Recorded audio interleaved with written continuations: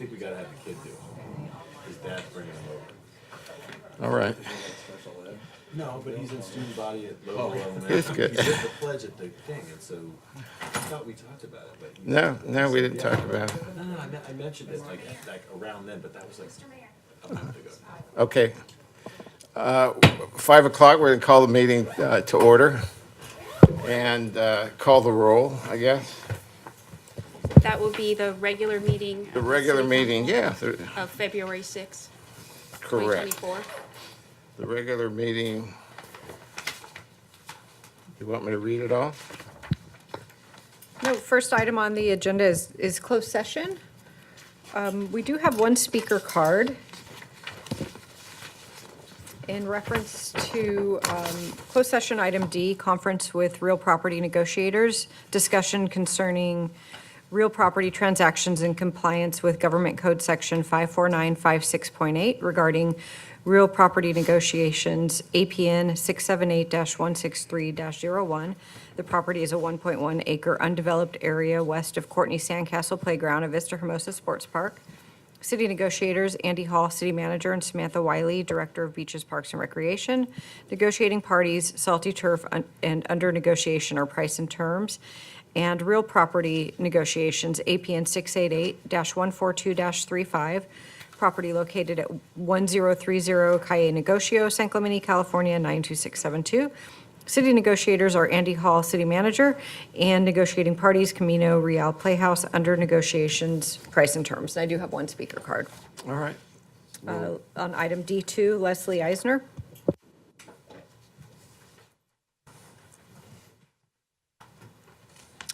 Good evening, City Council members and City Manager.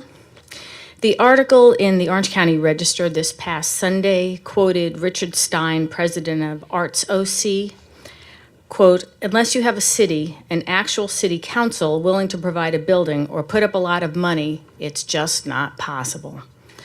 While cities are putting forth millions of dollars for additional sports parks, the arts are closing their doors in Orange County.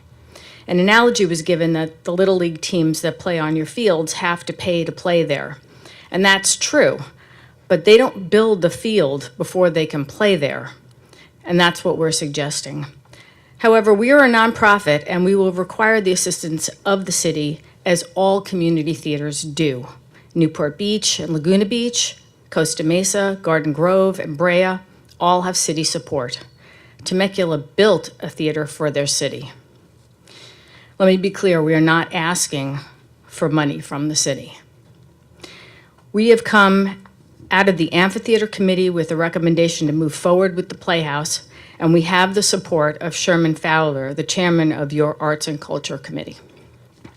We have outlined all the financial ways we will positively impact the city. The cultural impact is what we all want. So, do you want a performing arts center in San Clemente? And is the city prepared to move forward in creating a lasting partnership? As Shakespeare wrote, "It is not in the stars to hold our destiny, but in ourselves." Thank you.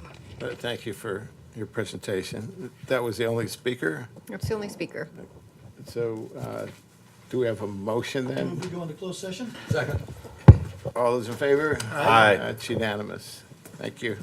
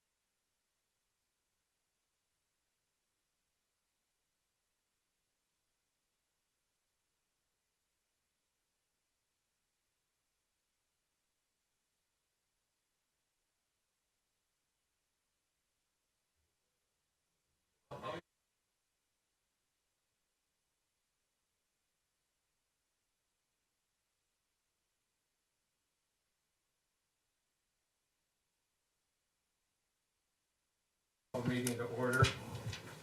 We're going to start with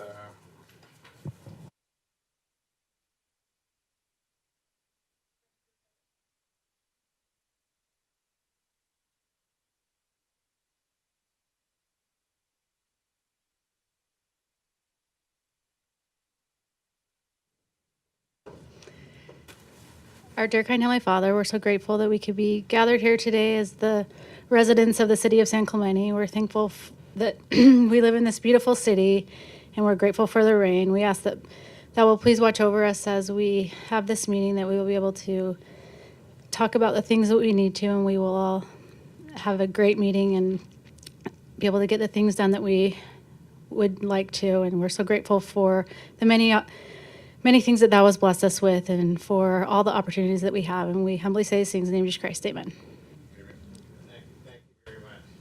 Now we're going to have the Pledge of Allegiance by Eli Young, who I met at an event to do the Pledge of Allegiance at an opening. So he did an extraordinary job. He also participates in a let you begin.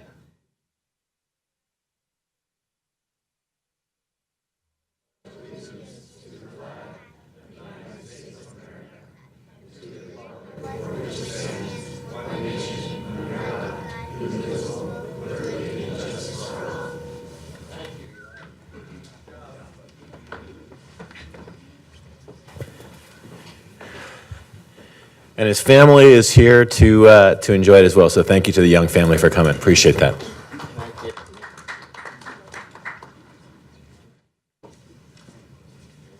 Hopefully you got a picture. Roll call, yeah.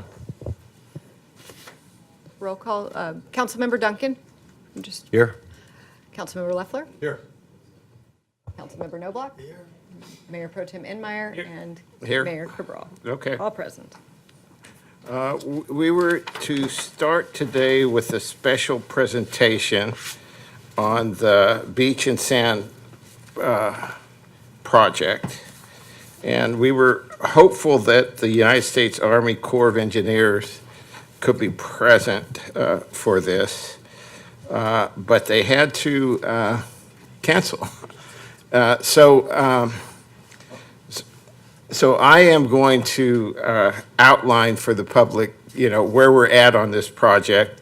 And I think we could even call up Leslie as afterwards to fill in where I've deficient in outlining. But so let me start. And this is what the questions in the background that I was going to give to the colonel for the public's benefit. And that is that the contractual agreement between the United States Army Corps of Engineers is with the contract. We don't have a contract with Manson Company. San Clemente City has no direct authority to provide direction or guidance to the contractor Manson. That responsibility lies completely and fully with the Army Corps of Engineers. All of Manson's actions, activities have been conducted throughout this without notice to the city of San Clemente, and sometimes not even with notice to the U.S. Army Corps of Engineers. The U.S. Army Corps of Engineers has 3 colonels that are managing this project, 1 from LA and 2 outside in Oregon, I believe they both are.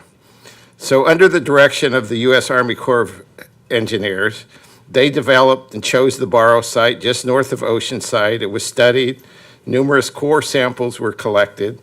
And this all took place over a period of 20 years since I think some of you were even here when this all began, when we began this project. And the studies indicated throughout that there was a layer of cobble, some gravel, and beneath that there was a large deposit of beach quality of sand. So we know that there's beach quality sand below at a certain level. The contractor attempted to penetrate the cobble several times, and we also have learned over the course of our months of working with the Army Corps of Engineers that they were excavating or dredging at a level of about 6 inches. But we also know that the sand is probably at a depth of 3 feet. That's what some of the studies have indicated. So the dredging never reached the sand here in San Clemente. There was also several delays, as was outlined in the press and that I've talked about in the press, and others have written in letters because of the equipment failure. That is, they were dredging larger stones, and those stones were damaging their equipment. And because their equipment was damaged, they had to take their equipment to San Diego on several different occasions, and that delayed the project. Well, ultimately, I think it was about December 26 when they were depositing too much cobble and large rocks on the beach. The city of San Clemente wrote a note to the Army Corps saying, please stop the project. We will not pay for rocks, gravel. We're paying as a city, and I think my colleagues even weighed in on that at various times. We're paying for sand only.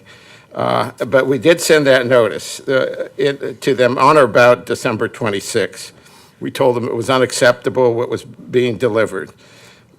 Whether the right method was being used or not, or whether there's sand in the selected borrow site, will require further study, as we've learned.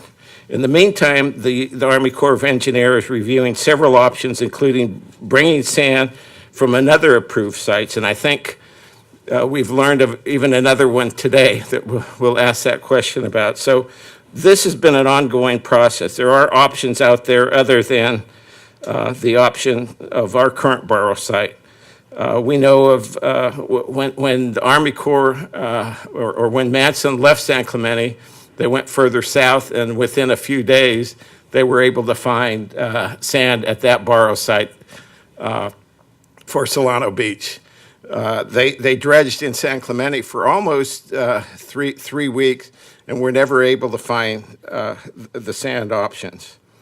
The contractor has indicated a return to San Clemente would take approximately 70 days when they moved out of the city several weeks ago. We've been trying to confirm this 70-day timeline, but we don't think it's in the works. The city has indicated that even if more delay is needed, our position is that in order to complete the delivery of the 250,000 cubic yards of beach quality sand, we would rather we take the time necessary to find the right borrow site than delivering the gravel and the rocks that were delivered previously.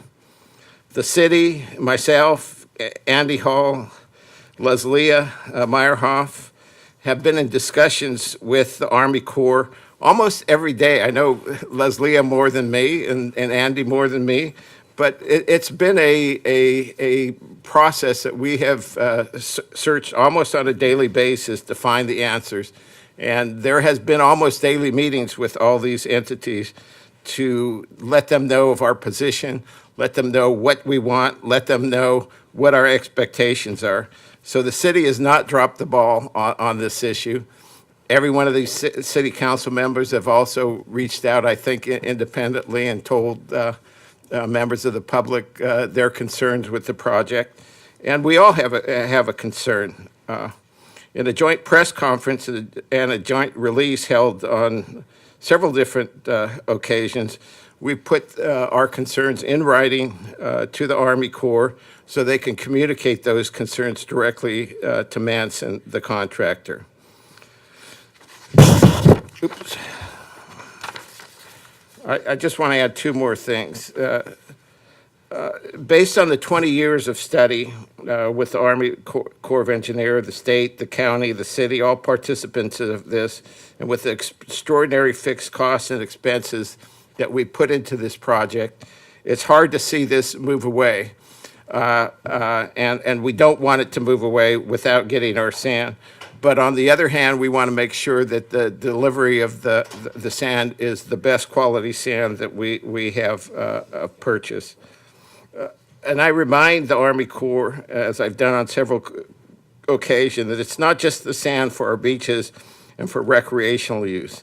There's an ancillary benefit, and that is the stabilization of our bluffs to protect our rail corridor, which has been designated by the U.S. Army Corps of the U.S. Department of Defense as a strategic rail corridor network, that we need to protect that. It also serves to protect our bluffs and our important railroad corridor.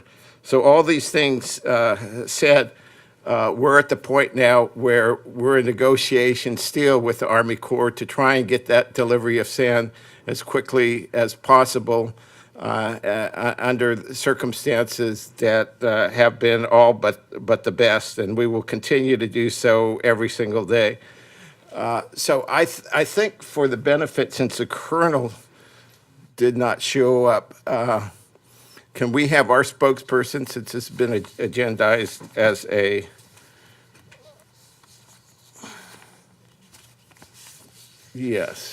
as a presentation on the beaches, Have Leslie. beach sand project, have Leslie come up and talk to that, so that if my colleagues have questions too, they can direct them to her as opposed to me.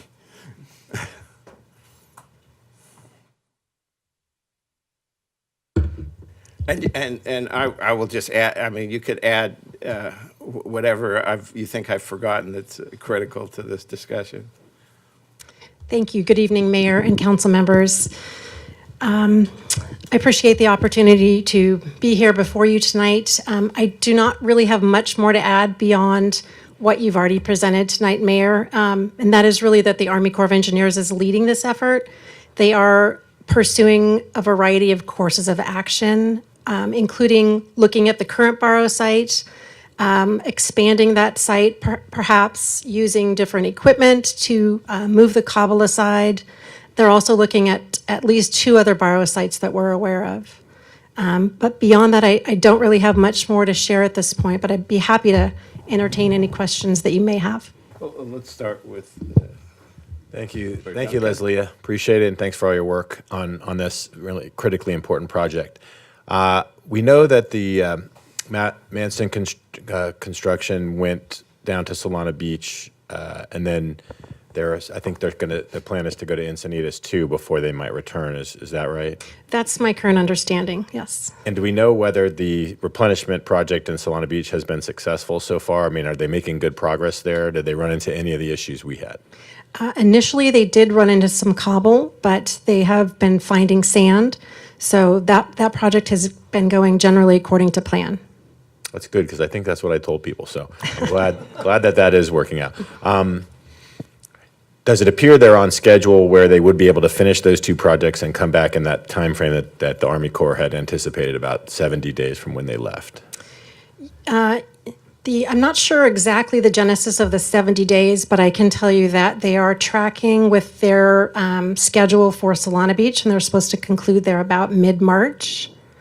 And then they will move on to Encinitas, and that's going to take another 45 days roughly.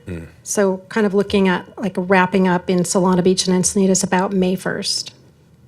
And then, of course, we run into the summer season here, which they did not want to be doing work on our beaches during the summer. Okay.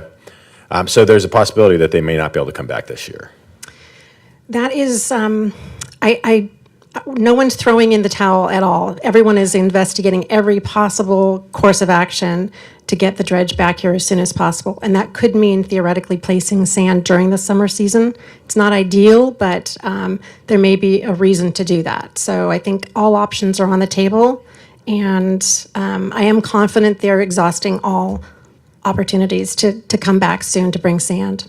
The Army Corps is? Absolutely, Okay. yes. They're representing us well then, I think. And Yes, I think they are. And we are, as the mayor pointed out, in almost daily communication with the LA District folks that are our primary contacts. So Okay. we have confidence that they're working hard to solve this. to make it happen this year. Okay, thank you. I had a quick question. You mentioned that they didn't have the right equipment to get the sand off of Oceanside area.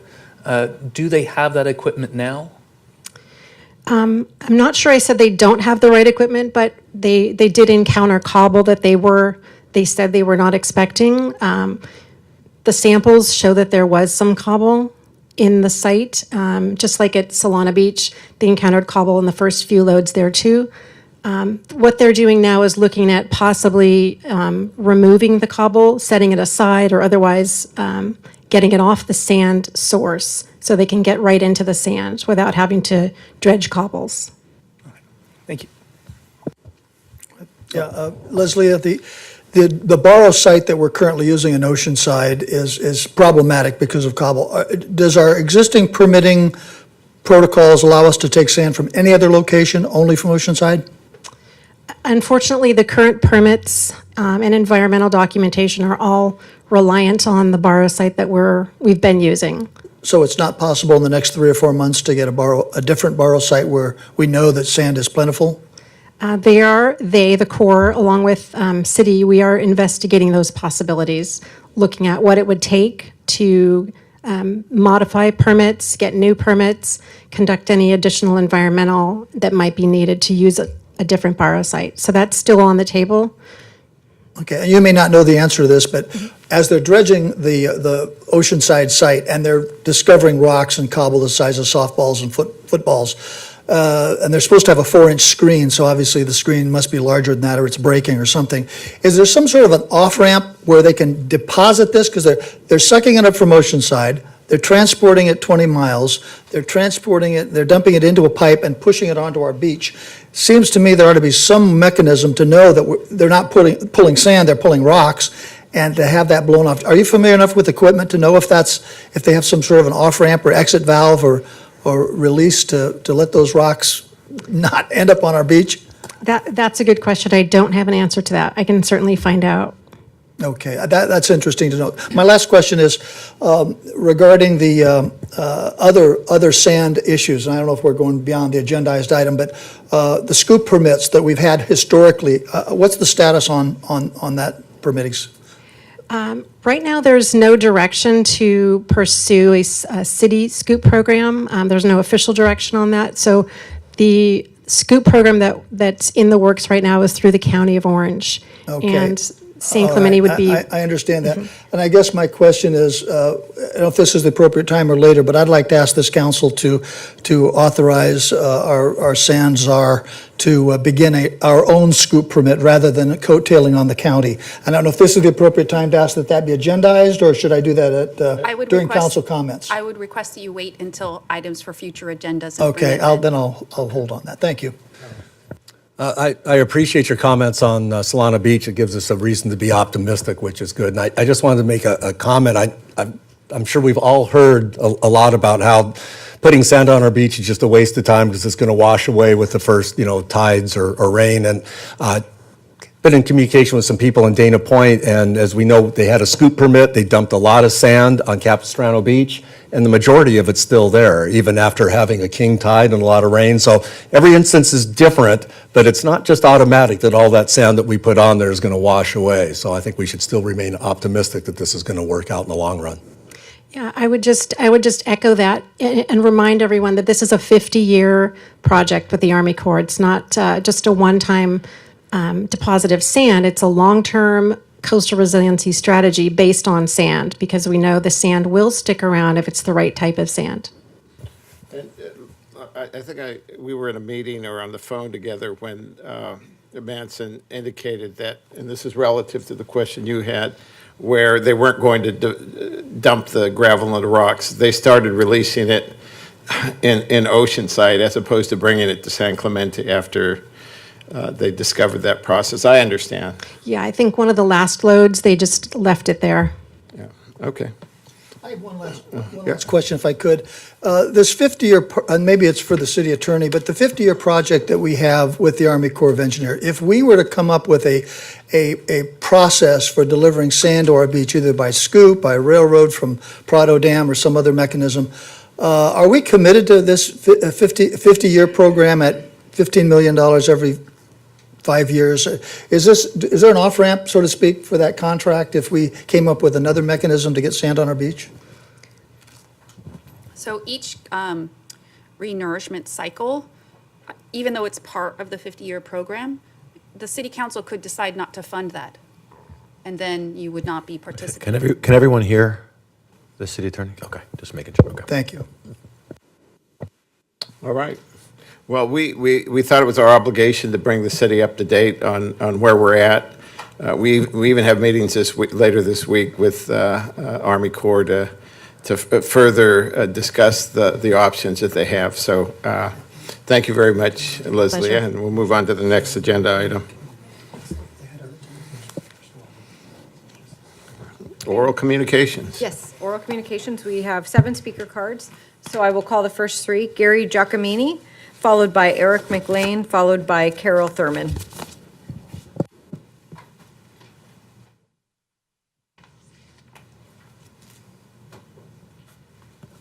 Good evening. How you doing? My name's Gary Giacomini, and I'm trying to bring everybody up to date as much as I can in 3 minutes. But I'm a president of HOA Pacifica across the way here, 160 homes, and we were kind of invaded the other day with these notices. I have 27 neighbors that got these letters of, of the exterior home lighting that excessive, bright, and so on and so forth, and everybody just kind of like, what's all this about? So what I've done as a HOA president, I contacted our HOA management company and made sure there wasn't any complaints, and they confirmed there's never been a complaint about lighting in our whole neighborhood over the 20 years. After I found that out, I moved on to the city, and I contacted Mr. Pyle, the code enforcement, and talked to him, and I came and had a conversation with him, and it went on, and he could tell me, well, with all these complaints, we got to check them out. They're anonymous. So after that, he was also very, I guess, uncomfortable with the way the thing was going too. He said, I'm running out doing all this and so forth, and I don't really understand why. And so anyway, after that, my neighbor, Eric, and we did get a meeting with code enforcement management and down here at the city hall, and we sat down with her and Mr. Pyle again, and we're trying to learn more about what this is all about and where's it coming from, and as much as we could. And in our discovery, we did kind of, in my notes here, tried to learn as much about this code section and everything, and in the meanwhile, talking and everything, we brought up, who decides to do this? Where does it come from? You're the manager. And I said, you get this many complaints from one person, doesn't it seem a little strange? And it's all a short period of time. This is all happening. And she informed me that it was, yes, I did take it upstairs, and it was a joint venture to go ahead and put out all these notices. And in the meanwhile, while we're talking, we found out there was 200 of them now. There's 27 in our neighborhood, but 200 all through the city. So going with that, Eric, my neighbor, he provided a kind of a small brief of the legal part of it, trying to learn out how's this all going to go. So after we left the meeting, we unfortunately, and I know you know the rules. I know. In our committee, and I think you have other people. Can I just say the only thing I want to get to is I feel like the problem with the whole thing is the complaint system, and that's what I wanted to. I understand. And so we have to cut you off, and you do that's understand that we can't comment either. Although I think many of us have been involved in the issue now. And I think So- I so- got to say the city was. And we've all seen the letter that Yeah. you forwarded. And I appreciate it. Thank you. Eric McLean, followed by Carol Thurman, followed by Ruth. Good evening, Mayor and members of the council. My name is Eric McLean. As Mr. Giacomini pointed out, I am his next-door neighbor. I live in the Mandalay Pacifica community. I'm also here to address the notices of correction with regard to the exterior lighting. I did receive one. The way that this was handled, and this isn't meant as criticism at all, I just think we all sometimes can look back and say we could handle things differently. I believe the problem is twofold. One is how the correction notices were issued. First of all, the code section as an ordinance is extremely vague. It uses terms like unusual, appropriate in scale, height, size. There's no quantifiable measures in the code section that puts one on notice of what is a quote-unquote illegal light or not. The enforcement officer provided an explanation on the back of the correction notice and what was essentially a de facto attempt to insert additional language into the statute and say that a visible bulb violates the ordinance, not the statute.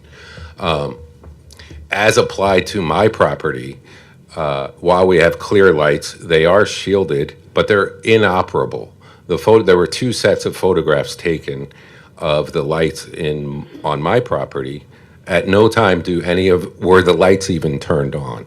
So there was no investigation. It was this light, based on our analysis, violates the code section, which is not the case. It's a one-size-fits-all approach, which doesn't work. But the bigger problem, when I say it's twofold, is the city received an anonymous complaint from a resident in the city of San Clemente that does not reside in our community. Allowing anonymous complaints permits a resident to weaponize the municipal code, which is not the spirit and intent of the municipal code. This particular complainant was not impacted by any lights in our community because he doesn't live there. Allowing anonymity permits a resident to act in retaliation or out of spite for their own violation, which is not proper. It's not a proper enforcement mechanism. I believe that there are perhaps narrowly tailored measures that can achieve the dual purpose of protecting privacy rights of complainants, prevent retaliation, but also some type of procedure that ensures that a complainant has actual standing and they've been impacted by another resident. Thank you for your comments. Thank you for bringing it to our attention. Carol Thurman, followed by Ruth, followed by Suzanne Whitelaw. Good evening. Thank you for your time. I'm here to speak regarding the recent lighting violations, which have been sent via certified mail, one of which was delivered to my neighbor in Vista Pacifica. The house is near the prior speakers in Mandalay. I was surprised by the notice as I nor my neighbor who's adjacent to this home filed any complaint. I'm equally concerned about how wide the reach could be considering the broad nature of the code and the strange nature in which the lighting complaint was received and subsequently dealt with by the city. So I walked my peaceful and friendly neighborhood and found that 151 of the 166 homes would potentially be in violation of the code based on its broad writing. 151 of 166 homes in our neighborhood, most long-term and many original residents from 1998 have never had a lighting complaint levied until now. Is the city's intent to serve 151 violations to these homes, asking them to change their lights or face a punitive fine? And if the answer is yes, to what end and whose benefit? In order to respond to anonymous complaints and serve violations to most homes in San Clemente who have standard, innocuous residential lighting which harms no one? Where's the common sense? How many hours of city resources were used to address these alleged violations? How much in city funds were used to send out certified mailings to these homes? It would appear that the city has an opportunity to revisit a code that needs refined so that it is able to be applied in a thoughtful manner that responds to actual nuisances as opposed to targeting my neighbors and the large majority of San Clemente residents who have standard residential lighting installed. I would add that the code complaint system is also poorly designed. You can protect a party's privacy in filing a complaint while requiring that one identifies who they are and where they live. Otherwise, you're asking for the system to be abused as it has been in this situation. I would respectfully ask that you consider rescinding the violations and look at appropriate changes to improve the code and complaint process. Thank you again for your time. Thank you very much. Ruth, followed by Suzanne Whitelaw, followed by Juan Perez.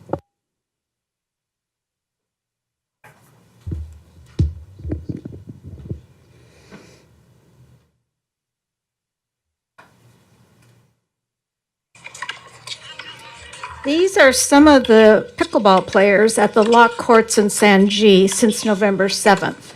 The city is unable to prevent this. June 6th, 4 of you voted to cease pickleball in San Gorgonio no later than November 7th because the residents had suffered enough. Quote, that's a quote. This was a result of residents' complaints for years that this annoying noise prevented the peaceful enjoyment of our homes. The city spent $1,200,000 of our tax dollars to build 8 state-of-the-art courts in Steed so that residents have a place to play where the noise would not negatively impact residents' quality of life. These courts were completed on November 7th. What did Cabral and Enmeyer do on November 7th? They reneged on their commitment to the neighborhood of San Gorgonio. A reason for removing courts from the neighborhood was the annoying noise. This noise did not change from June 6th to November 7th. It's just as annoying today as it was when the city first placed them in the park without a CEQA. No traffic study, no noise study, no parking allotment study. Next slide, please. This is the Dana Point resident, the 5th slide. This is the Dana Point resident who prefers to play pickleball in San G so he can ride his bike. Steed Park is apparently too far to ride a bike from Dana Point. Here he is anointing Cabral and Enmeyer as his San Gorgonio pickleball superheroes following their reversal on November 9th. How did he know ahead of time how you were going to vote? How did he know he needed 3 capes? Not 5, not 4, but 3. One was for Duncan.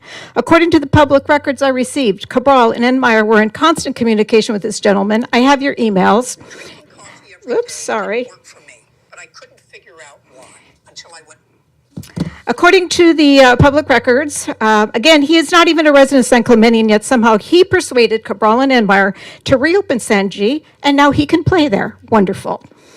In fact, over 30% of the pickleball players in San G do not reside in San Clemente, according to pickleball players, and Cabral, Enmeyer, and Duncan knew this because I sent the documentation to the entire council. Both of San Clemente pickleball ambassadors told you that moving courts out of San G and placing them in Steed was the right thing to do. It is too loud to be next to neighborhoods. Last slide, please. In compliance with the Brown Act, I ask our mayor and Mayor Pro Tem provide an explanation why you refuse to comply with the California code that provides Californians the right to be free of annoying noise that impacts the peaceful enjoyment of their home. And Mayor, you're an attorney. Duncan, Councilman Dunkel, you're an attorney. You know that the Brown Act violation does not prevent you from speaking. So I'd like you to answer my questions. Your time is up. Next speaker. I'm sorry, I'd like you to answer the question. We're not allowed to. Yes, you are. Look, could you put up the last slide, please, and I'll read it to the mayor. Can we call up the next speaker? Thank you. Suzanne Whitelaw. Excuse me, followed attorney, by would you Juan please Perez, explain to the mayor followed that by he Angela can Watts. speak on a question? Ma'am, your time is up and the next speaker has been called. Please take a seat. Thank you. Mayor Duncan, and I'm sorry, Mayor Cabral, you need to read the law. Thank you.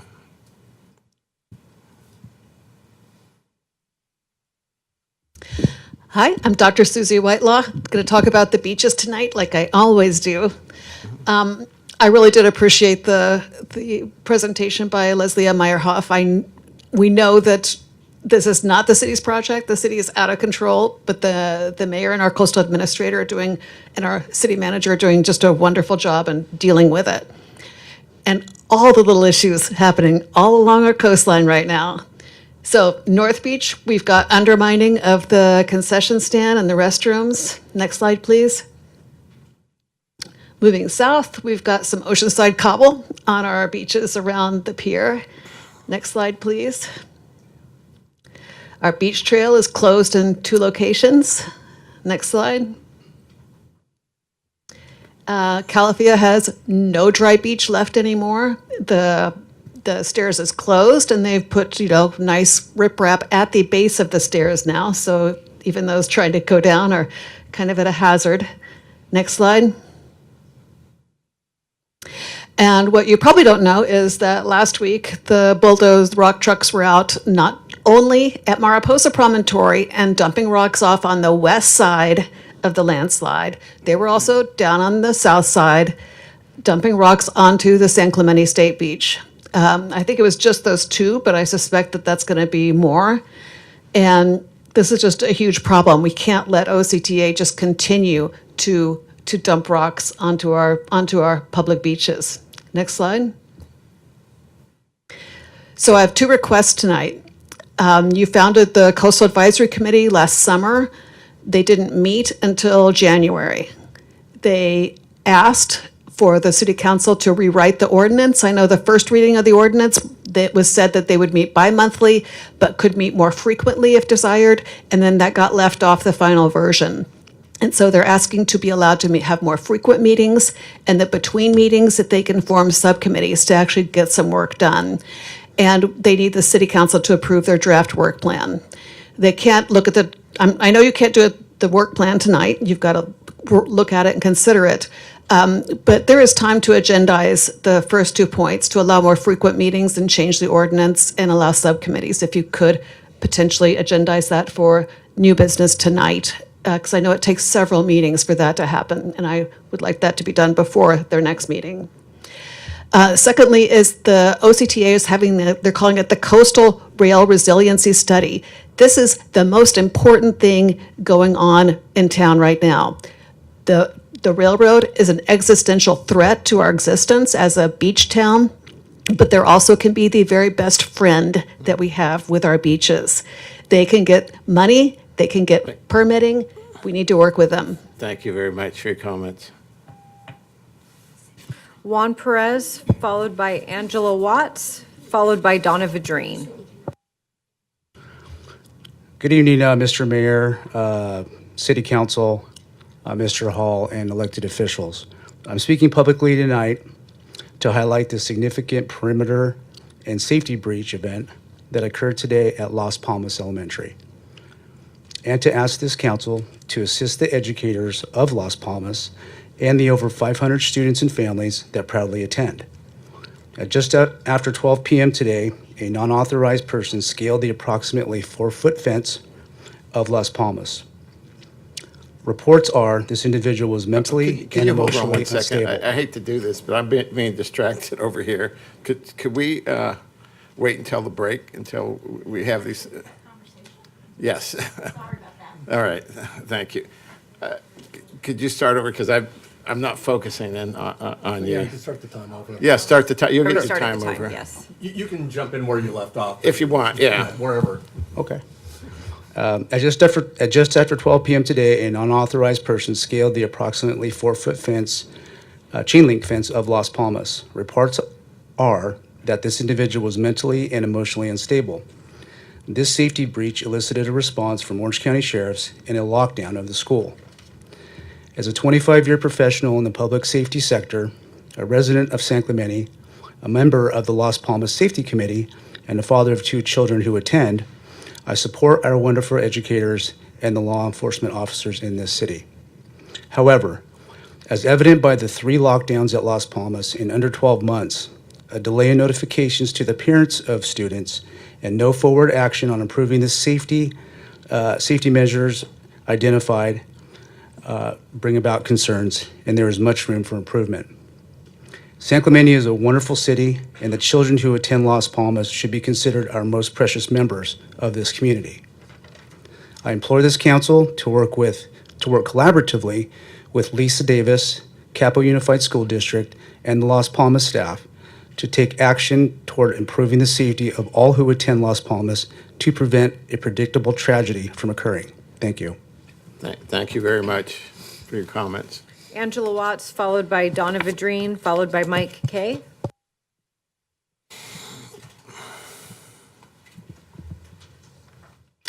Good evening. I'm Angela Watts, and I'm also a parent of a first grader at Las Palmas.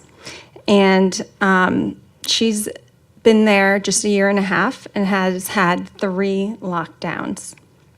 In April last year, our after-school program faced a terrifying situation when the children had to shelter in place due to a potential active shooter in the neighborhood.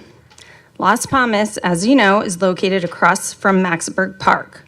It often deals with heightened police activity due to reports of gang violence and even shootings, which happened just 2 years ago on a Monday afternoon in broad daylight.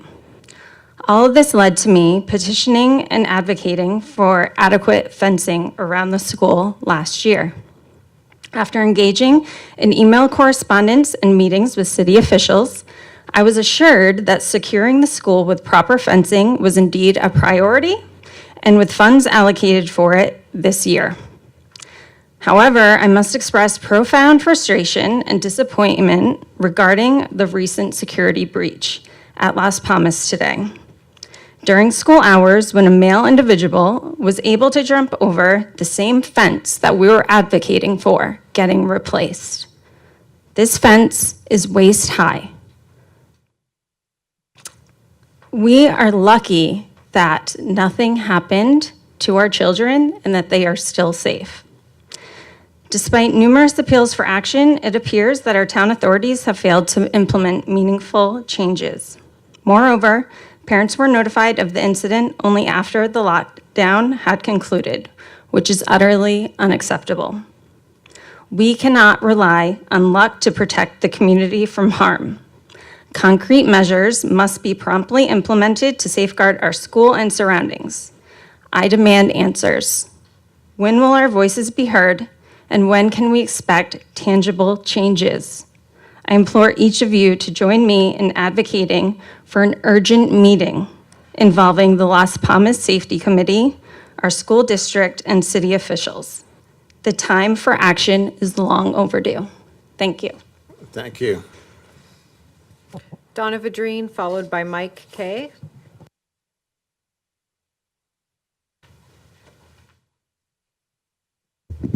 Good evening. Good evening. The OC Board of Supervisors agreed in January to give Anaheim $130,000 to work with nonprofits to make emergency beds available. The shelter program opened this week with limited shelter beds, undisclosed locations for people with existing ties to their city.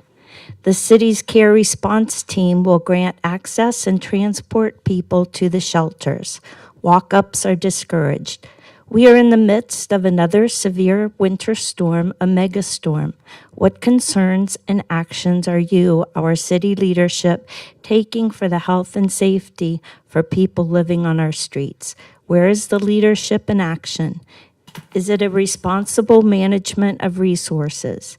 Is it ethical and moral to do nothing, take no action, while our homeless in San Clemente experience pneumonia, sepsis, injuries from falling requiring transport to the hospital, emergency care, admission to the ICU with follow-up, and after-hospital care facilities for extended stay and services?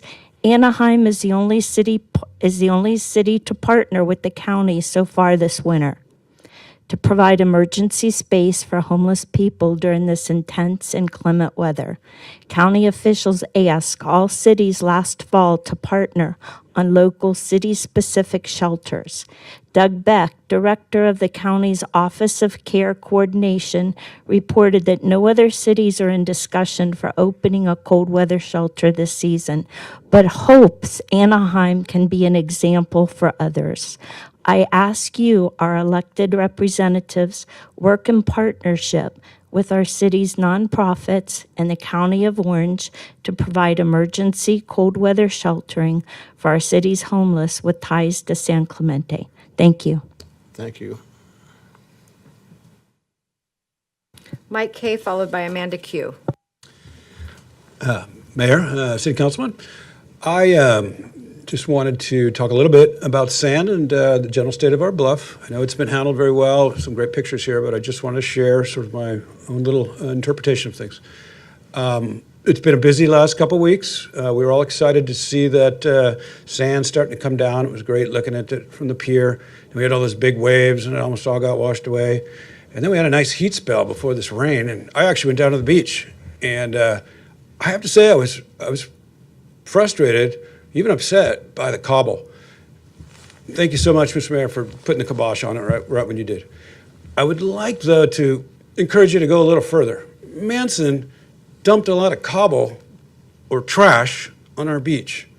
It's not going to go away. Yeah, it'll probably be covered up, but it's already dissipating. It's moving around. I used to surf. I got to think, walking out there, low tide, we're going to be stepping on those rocks for the rest of our lives. It's not that hard. And I do have a background in this. I worked for the U.S. Army Corps of Engineers. I was on a 9-month, multi-million ton removal project in Northern California. I know how it works. Did 1,000 loads a day with 27 trucks myself. It's not that hard to clean up. We need what's called a grizzly. It's just a bunch of slats of metal. You get a front-end loader, you dump it, you clean it out, you shovel it, boosh. It could be done in a day, maybe 2 days. It wouldn't cost Manson more than $10,000, $20,000 to clean all that cobble off right now. I know it wouldn't all be there, but it just feels weird to let it sit out there. So I was just kind of hoping that maybe we could push them a little further. I worked in that industry. It's not a significant cost for them. So it'd be nice to get it cleaned up. Bigger picture, I live off of Cottons, and I've been walking the beaches there at low tide, and the boulders are a problem. They're washing away. It's not just Mariposa. It's not just these other areas. Way at the limit of our southern border of our town, maybe 1/4 of the boulders have actually been undermined and washed away now. They're not supporting the rail tracks. I'm not an engineer, but man, the more I walk up and down the bluff, the beach, the more I realize the bluff is in peril all over the place. So it seems like we have kind of an ad hoc Band-Aid approach.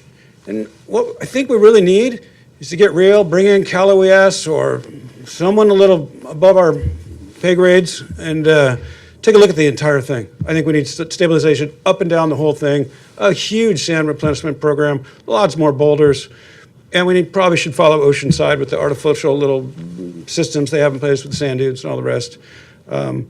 It's the fight of the rest of our lives for our town. It really is. Anyway, maybe we could try to clean up that cobble. Thanks, guys. Appreciate your insight. Amanda Q.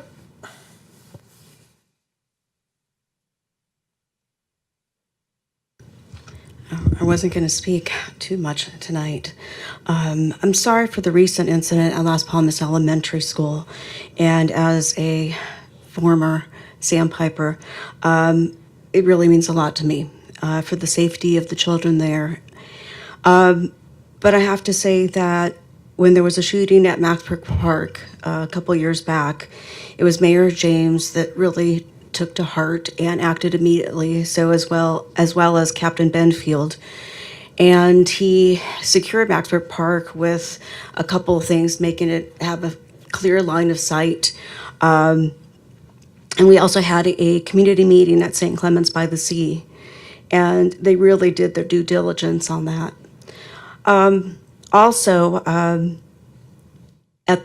One of the residents spoke regarding the last time there was an incident at Las Palmas Elementary, and I know for a fact that there was Deputy Gish was there and another patrol office vehicle, and it actually parked in front of Las Palmas Elementary School, right on the grass there. And but I know for a fact that with the RV problems that we experienced there at Maxbrook Park, that Deputy Superintendent Clark Hampton, Trustee Amy Hanachuk, former Trustee Patricia Holloway, our city staff, and the OCSD really worked collaboratively to secure that area. And also tonight, there's the second reading for the RV parking. So I just wanted to say that to the parents who are concerned, is that the council members do listen, and our city staff and our city manager. So thank you very much. And of course, our deputies, thank you. Thank you, Amanda. Is that?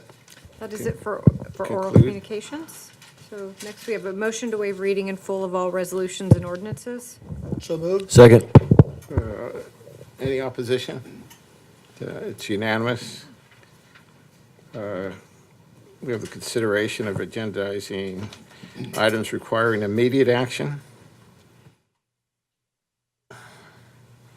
Nothing, you want to move that then, I guess? We have, nobody's raising anything?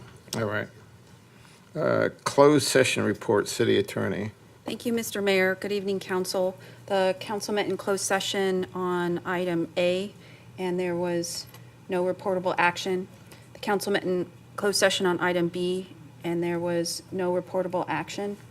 The council met in closed session on item C, and it voted to initiate litigation in the form of filing an amicus brief in the City of Grants Pass litigation. That vote was 3-2, with Duncan and Ennemeyer voting no. The council met in closed session on item D1, and there was direction given, no reportable action. And the council met in closed session on item D2. There was direction given and no reportable action. Thank you. Thank you for your report. Staff communications. We do have one presentation, Public Works Director Riebensdorf. Thank you for being here. Another busy person this You're week. not in your rain gear. No, not right now, fortunately. Yeah, it has been a very busy week for staff. Oh, thank you. Just the right arrow? Okay. Mr. Mayor, members of the council, Dave Riebensdorf, Public Works Director. I have a brief presentation on some of the damage and challenges we had with the recent storms. In general, the city fared pretty well, but we did have a few instances. Right. Next slide. The one area is near Grande Vista. We had two areas. Next slide, please, by Shorecliffs Golf Course. The MO1 flood control channel, you can see the left-hand wall, a concrete wall failed. That occurred yesterday, late in the afternoon. So staff is working with consultants and some contractors on an emergency contract to repair as soon as possible, as soon as the flows subside and the rains quit. So hopefully later in this week, we'll be able to start working on that road repair. Next slide. We did have some minor mudslides on Calle Grande Vista. City staff was able to clean that up. Next slide. Our beach trail, we do have the area on Mariposa. Next slide. Adjacent to or south of the El Portal beach access, the private property, we had a sloughing of material that occurred on Friday, and it impacted our beach trail. Fortunately, this section was closed at the time.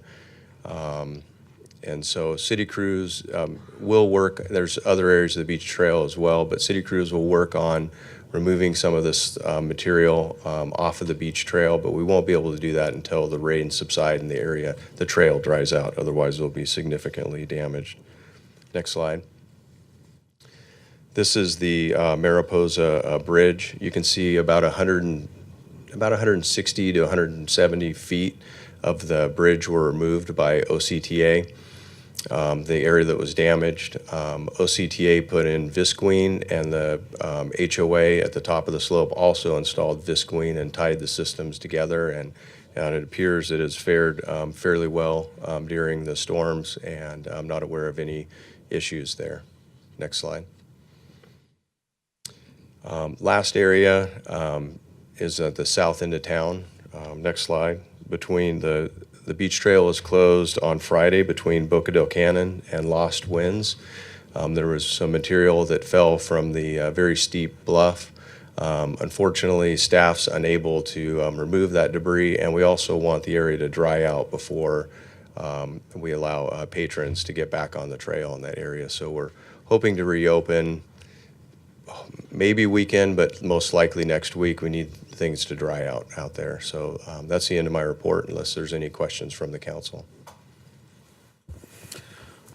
One quick question, Dave. The one slide by the south end of the Mariposa Bridge, it looked like there was a brand-new house being constructed at the top of the hill where the slide began. Was that do you know if that was construction-related, or it was just a natural part of the slope giving way, or? I'm just concerned about the construction on top. It was at the area where you saw visqueen laid over the top of the slope. Right, at the very top of the slope, it looked like there was a house, a new home that was under construction, or maybe a remodel. Yeah, I'm not sure what work they were doing, but I think there was an exposed section of the slope, and they would put plastic over to try and protect it. Unfortunately, that kind of channeled the flow, and they should have worked with their geotech potentially to help break up that flow, to slow it down. And what ended up happening is you had all that debris that sloughed down and ended up hitting our beach trail.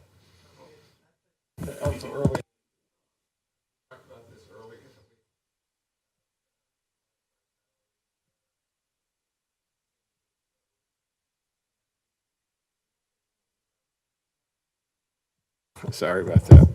We spoke earlier in the week, either Monday, or maybe the end of last week, about under the lifeguard tower, the dirt, the sand that was removed, about repairing that. Have we made any progress on that? I'm not familiar with which section. There was a photo shown a little bit earlier, that the same photo that we had, where under, I think it's the lifeguard tower, where It's a North Beach concession stand, yeah. And we were going to try and do something, but I guess there's a lot of things that are going on right now that are keeping the staff occupied. Yeah, the staff was out today doing some sand pushing, and I'm not sure if they got to that area or not, but it's certainly on the list. And okay, if it's not done, it'll be done soon. All right. Dave, thank you for your work and your vigilance, getting out there on all these landslide issues and keeping us informed. This is related. I know we received word that I think it was Caltrans had granted OCTA some money for a barrier wall there at Mariposa, which makes sense because, again, there's nothing between that hillside and the railroad tracks. Similar, I think, probably to what they did at Casa Romanica.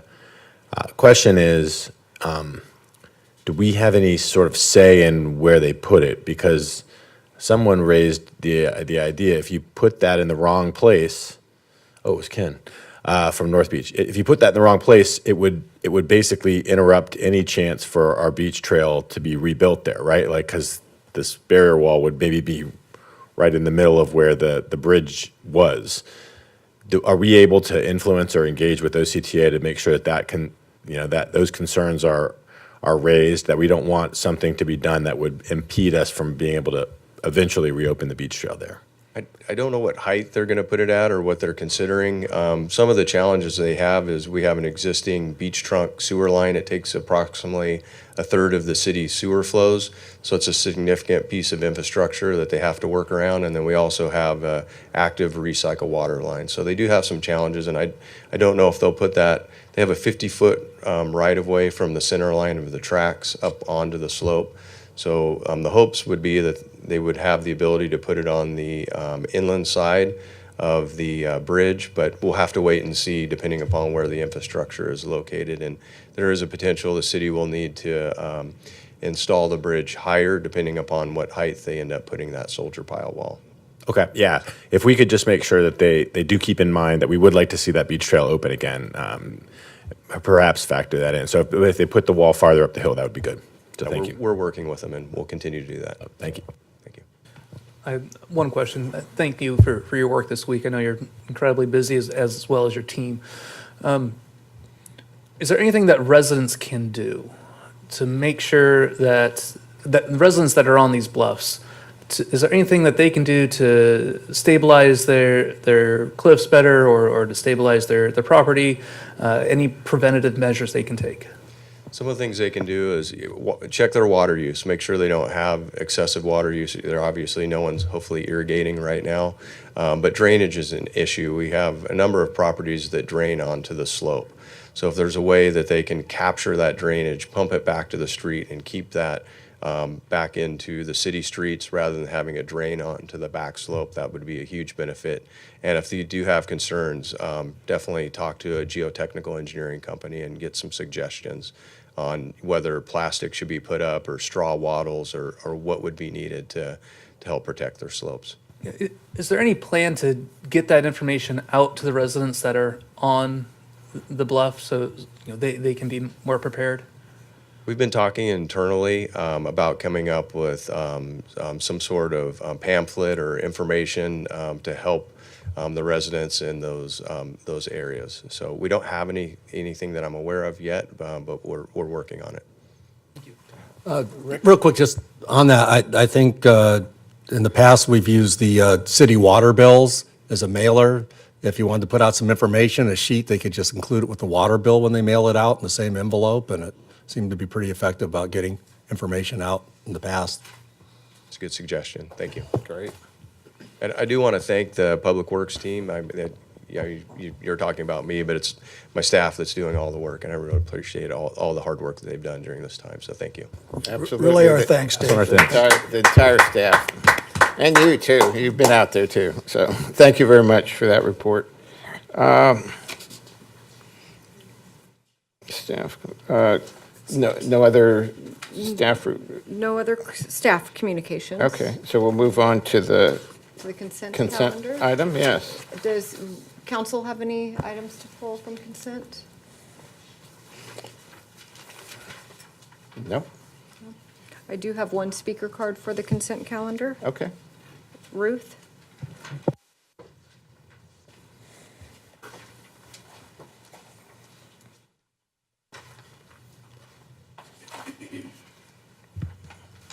I'm just waiting for my slide. Hope you can read that. What it says is that on the January 16th agenda, it reads, Number 1, special presentations. A, introduction of Mayor Cabral and Mayor Pro Tem Enmeyer. The second part is tonight's minutes from that agenda. It reads, Mayor Cabral presented outgoing Mayor Duncan with a gavel in recognition of his service as mayor, not on the agenda. Mayor Pro Tem Enmeyer presented outgoing Mayor Pro Tem Knobloch with a plaque in recognition of his service, again, not on the agenda. Mayor Cabral spoke at length of his goals for the next year, again, not on the agenda. Slide 2. The minutes omit that the mayor, under special presentations, although this is very sweet, Mayor, presented your wife and your mother with flowers on behalf of the city. Again, not on the agenda, but very sweet. The Brown Act training that I received from the city clearly states that no one, including council, can speak on non-agendized items. I spoke to Ms. Mitchell about that, and I hope that she is going to consider my request to explain when this does not apply, because I was told there was no exceptions, but maybe I failed that test. Slide 3. Would the individual who prepared this agenda report please stand and explain why it reads it was prepared by Andy Hall, city manager? Nobody? Okay. Mr. Hall, please correct me if I am wrong, but I believe you had nothing to do with this report. Furthermore, Mr. Hall has gone over and above to listen to residents. I'm appalled that someone would put this on him of all people. This is without a doubt the most egregious abuse ever perpetrated on the public. And to what end? Is someone covering for Mayor Cabral? Was it Mayor Cabral's idea to ask staff to find a way to limit public input during council meetings? It sure seems that way. If so, he needs to take ownership. Obviously, it is a bad way to start a mayorship, trying to limit the public's right to speak. Again, if I'm wrong, just please correct me. But San Clemente residents expect honesty and the utmost integrity from all of its elected officials and staff. We deserve this. Every individual who participated in this fraud needs to be relieved of their duties immediately, whether elected or on staff. Shame, shame, shame on you involved. And since my minute's not up, I would like to just give this to the mayor, please, that says, under the Ralph Brown Act, the city council may respond briefly to statements made or questions posed, Thank you. request Your ti- your clarification, or time is refer up. the item to staff. May I Apologize. please give this to you, Mayor? You can give it to the city clerk. Regarding the time, we had a meeting last week, this lasted 9 hours, and most of that was public comment.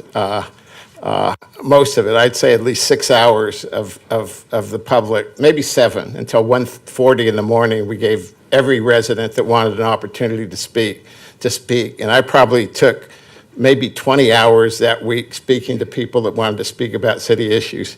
So this concept that we don't listen to the public, and I think my colleagues would agree, they all meet with the citizens that want to meet and present ideas. So we're more than welcome to hear ideas, and all you have to do is reach out to us. Next item on the agenda. Next item is item 8A. It's a public hearing. Before we get there, We have to- Mr. we have Mayor. to- Oh, excuse me, we have to move the consent calendar. Yeah, let's move the consent calendar. So moved. Second. All those in favor? Aye. Aye, unanimous. All right. Next item on the agenda is billing for 2023 weed abatement program, and this is a public hearing.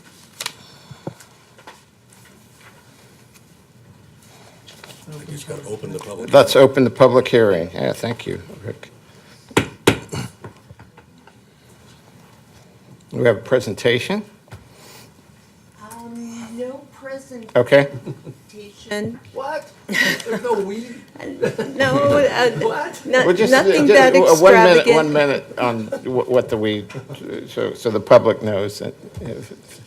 Oh, are you ready for me? Okay, good evening, Mayor and council members. My name is Danielle Sorahan, and I serve as the Code Compliance Manager here at the city.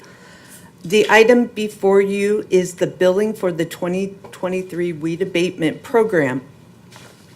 So the City of San Clemente Council established an annual weed abatement program, which is administered by the Code Compliance Division to lessen the fire hazards of weeds and debris on vacant lots and unoccupied structure parcels in San Clemente.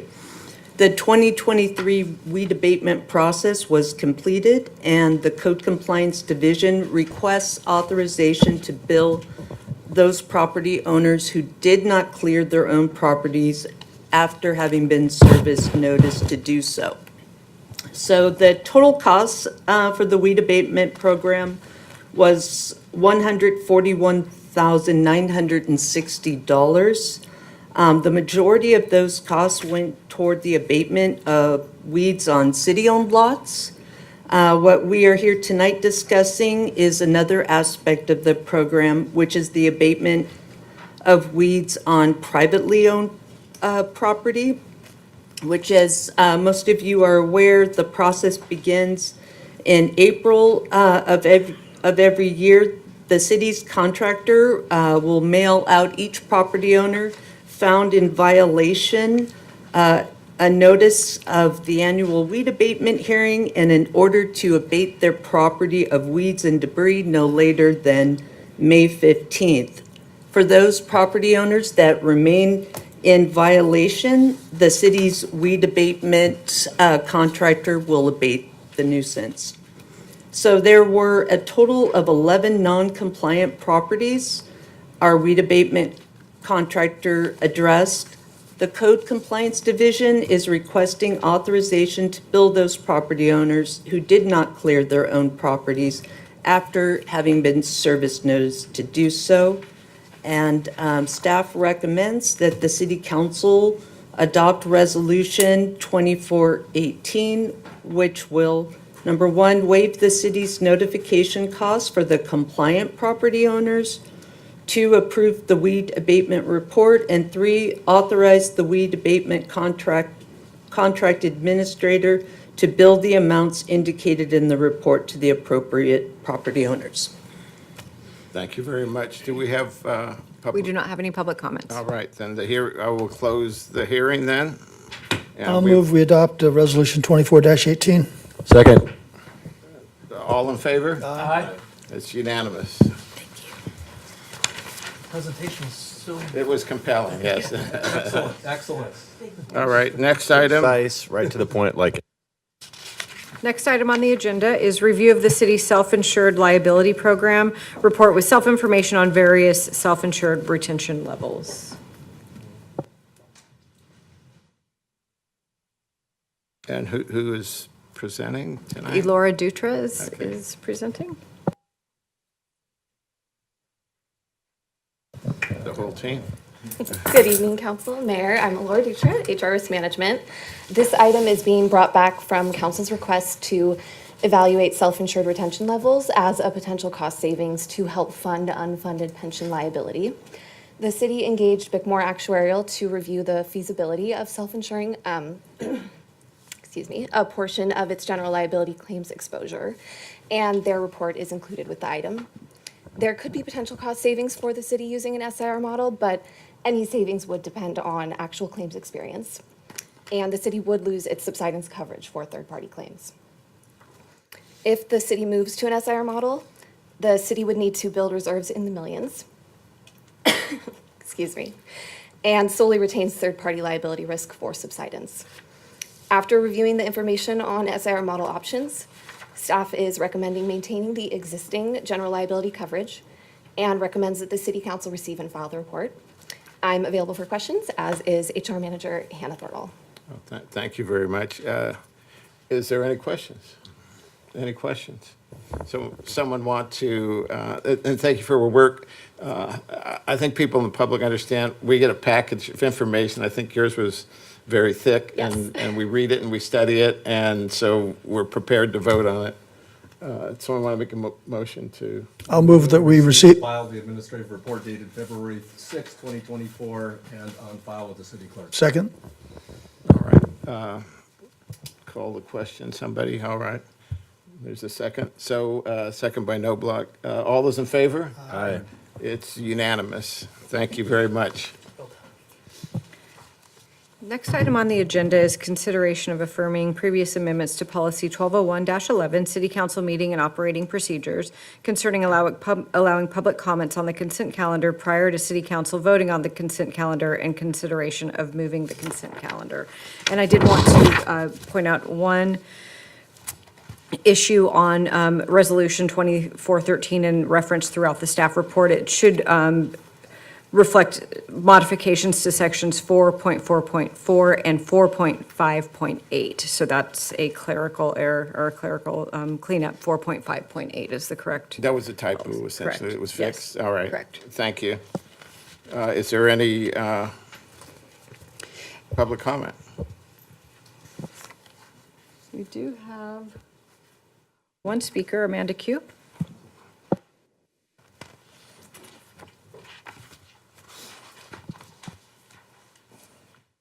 I have a quick presentation. It's just to kind of go with what I'm going to speak about. Next slide, please. I think 2 over. Next slide. So when I read the staff report, the underlying presumption is that the consent calendar items are comprised of items that are expected to be non-controversial. Policy Procedure 4.5.8. Upon reviewing the staff report, it states that Section 5.954.3 Subdivision A requires the board to allow members of the public to address it before, during consideration of an agenda item.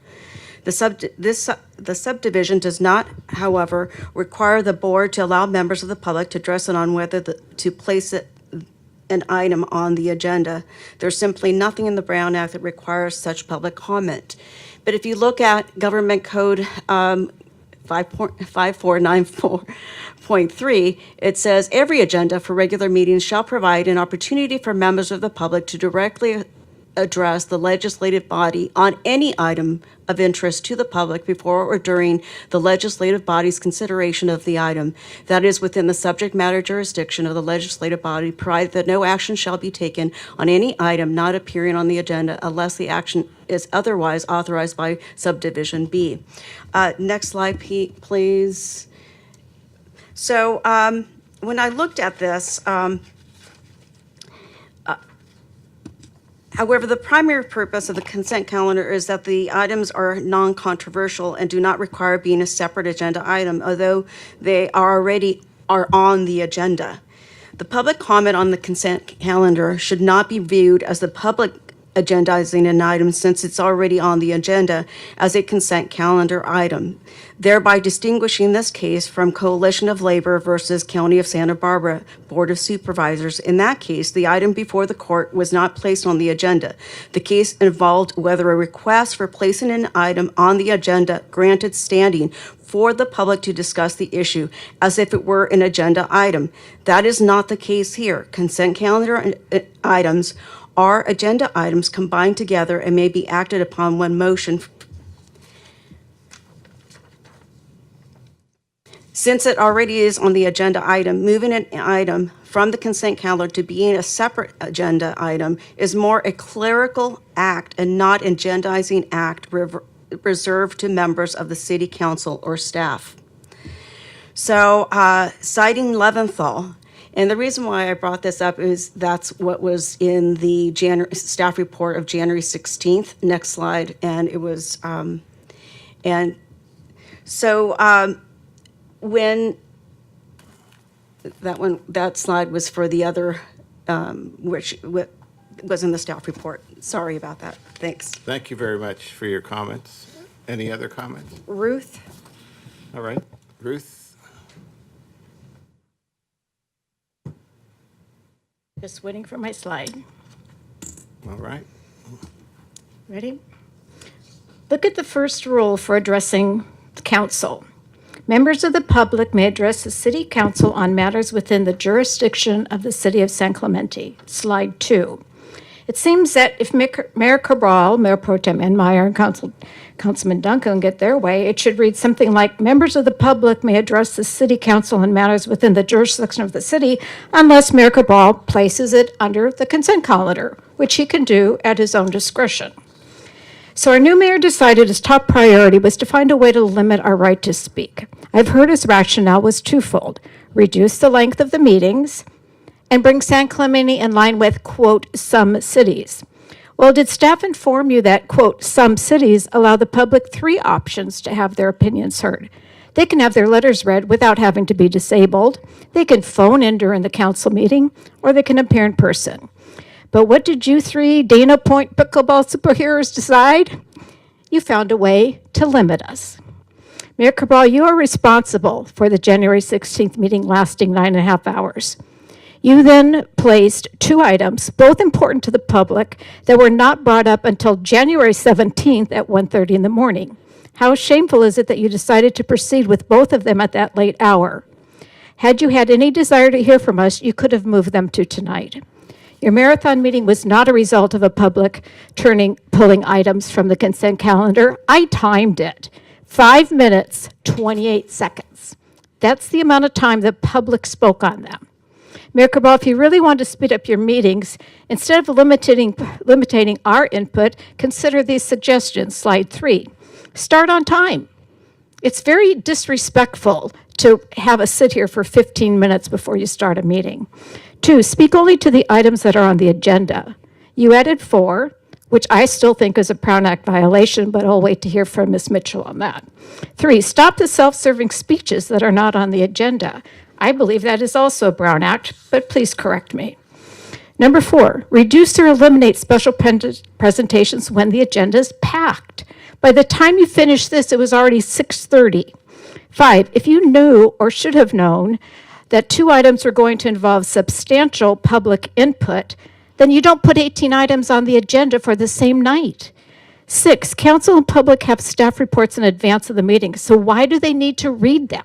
We all have them. Any questions or clarifications you need, ask, and then move on. 7, stop shifting items around. The public has your agenda and plan on arriving accordingly. You know what the big ticket items are. Why you're not placing them as front center as possible. Input from the public should be paramount. Pickleball superheroes, if listening to the public is problematic for you, please do the right thing. Resign and let the city replace you with individuals who realize comments. they serve the public. Thank you. Thank you. All right. We'll move on to discussion. All right. Yeah, obviously, I have a question for the city manager. From your knowledge, what are some of the practices used by other cities in regards to citizens pulling from or commenting on consent calendar items? Well, at least in my experience, it's unusual to have members of the public pull items from your agenda. I think that that is a responsibility of the city council. In terms of other cities allowing people to comment on consent items, I think that that is a pretty regular practice, that they allow members of the public to comment on each of the consent items. I think the key here is we want to make sure, and we're trying to be much more careful about that, that the items that are placed on consent are truly uncontested and routine matters, so that we can move through the consent items, and any items that should be discussed by the public do not be placed on the consent item. And I think, in particular, Mayor Cabral was very careful about that this time and really wanted to make sure that anything that was on consent was routine and uncontested. And I think we could be better about that practice.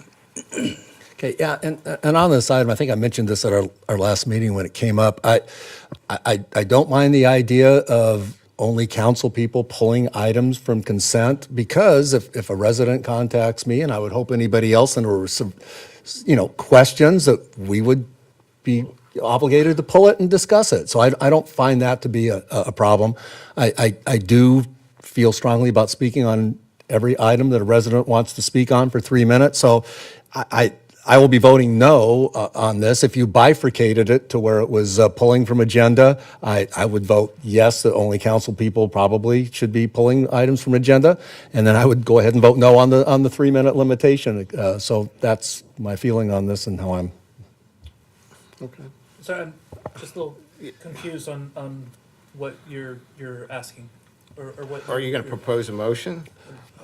I mean, well, since I'm going to be voting no on, well, yes, if you want to bring it up as two separate, if we can bifurcate it to where the motion would be that only council members can pull an item for discussion from the agenda, I would vote yes on that. Because as it stands now, anybody in the audience, actually at a whim, right when they get here, can just start pulling items. If it's thought out well and they want an item pulled, they can email or call any one of us, and if we're compelled to say, yeah, I think we should discuss that, then as a council person, we can pull it. I would be in favor. Or make the comment here. Or make the comment here, absolutely.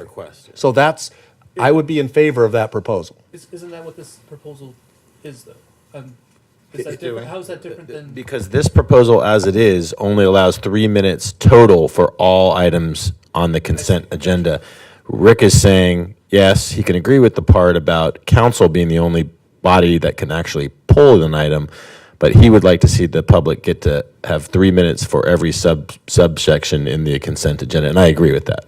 For the ones that's been pulled. Which is consistent with the government code. No, that's before it's pulled, right? So they get to request it be pulled at the beginning of the consent agenda. Then at the end, we would decide as the council whether we're going to agree with them and potentially pull an item or not, and then we would move the consent agenda, That's the same thing. But essentially, if one of us are asked to pull something, we pull it, they get 3 minutes to discuss that item. I think that's the way it's. If the council pulls the. I think that's the way it works. They get 3 minutes regardless of whether it's pulled or not. Oh, okay. That's what I understood you were talking about. So here's the thing. That is what this is then. So Yeah. now we can only pull them. Yeah. Okay, what I'm saying is, it's not bifurcated though, what I'm saying is, we bifurcated, I'll vote yes on the only council pulling. I'm gonna vote no on limiting people to 3 minutes on once an item has been pulled. Okay. Well, as I understood it, the policy that was adopted is Only council can pull the item. That's And correct. the public gets 3 minutes total for all items on the consent agenda, right? Include, so if you wanted to poll or request that council poll 5 different subsections, you have 3 minutes to make the argument for all 5. No, I think, That was the policy that we passed last time, right? I thought we were. Or we voted on, yeah. I thought we also, if we pulled an item and gave it a separate review, public can comment on that also under these rules, right? The policy change that the council adopted last time that is up for affirmation tonight, or you could change it.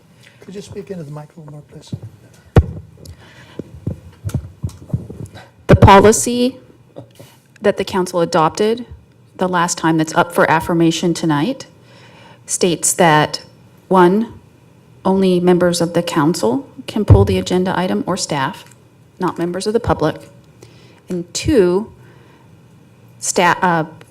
members of the public have 3 minutes to comment on the entire consent calendar.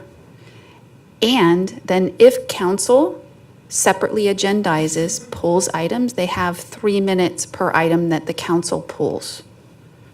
So it's That's the essentially current what you're policy. saying, what you want. I think it is, do what you say. Okay. I thought you were asking for something different. Yeah, well, no, I didn't understand the nomenclature here or the, Yeah. but they're pulled first. Yes. That's what we do.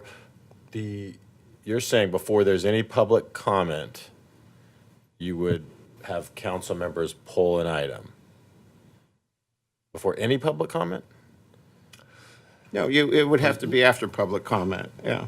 On this, So you have public comment where they get 3 minutes to talk about the whole consent. Oh, calendar. okay, that's like a That would happen separate- first. Okay, Then. and then they would be able to speak for 3 minutes If we on any poll. item If that we was poll. pulled, Okay. and we can pull we can any pull, item. Yeah, and look, I voted for that. I voted for that policy before, but I've thought about this some more, and I mean, I certainly agree.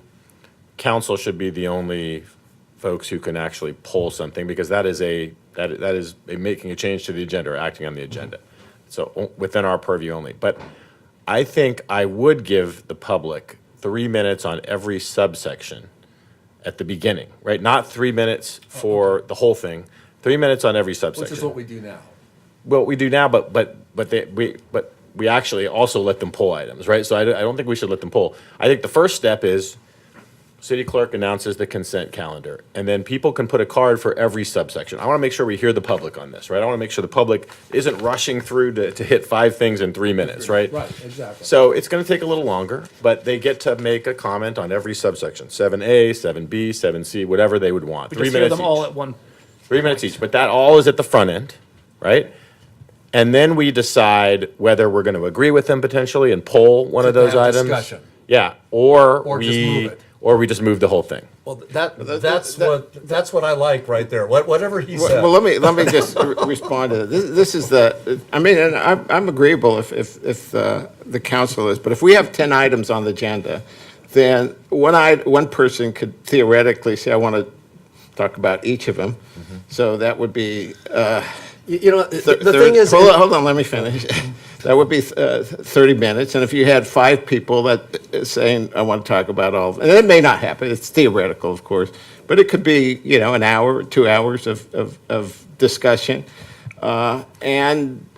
And I've got a fix for that too, right? So I've got Okay. something, I agree with you. Okay. Having been mayor too, it's Yeah. tough because you want to run the meeting, and then you get to the consent calendar and spend a lot of time on the consent Yeah. calendar. And really, we should be moving the whole thing pretty routinely, right? Like, we shouldn't We be should, pulling yeah. a bunch of things that should be addressed Like before we the did meeting. tonight. Right. Yeah. Sure. So, but I think the way you address that, and I agree with the comment there, is let's then move the consent to the end of the meeting, right? Because if you do that, then you're not messing up the flow for the other items that are agendized specifically.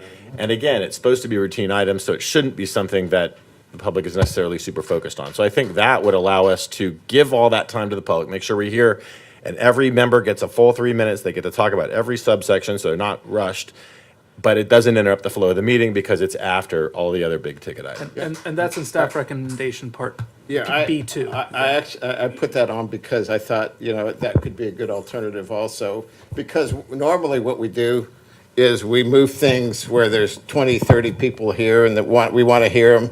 So I thought, well, maybe an Yeah, alternative and I way think to that's a address great this. recommendation, yeah. I think, but that addresses some of the concern, though, about, that you have justifiably, that you're Yeah. going to take a lot of time on consent. Yeah. It's going to be at the end of the meeting, but let's make sure we get the public heard. Yeah, no, I have no opposition to getting the public heard. I mean, I think, you know, it's a right, and so I don't have a problem.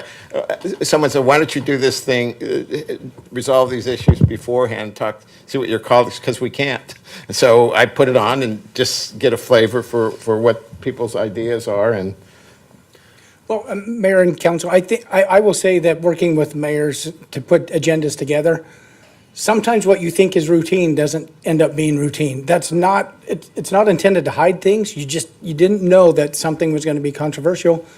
And then a member of the public brings it up and the council says, yeah, you know, maybe we ought to discuss that further. So I don't think there's anything sinister here. You really do intend to place non-controversial items on the agenda, but sometimes it's unknowing that someone has a concern about it. Well, yeah, I think a lot of this discussion is form over substance.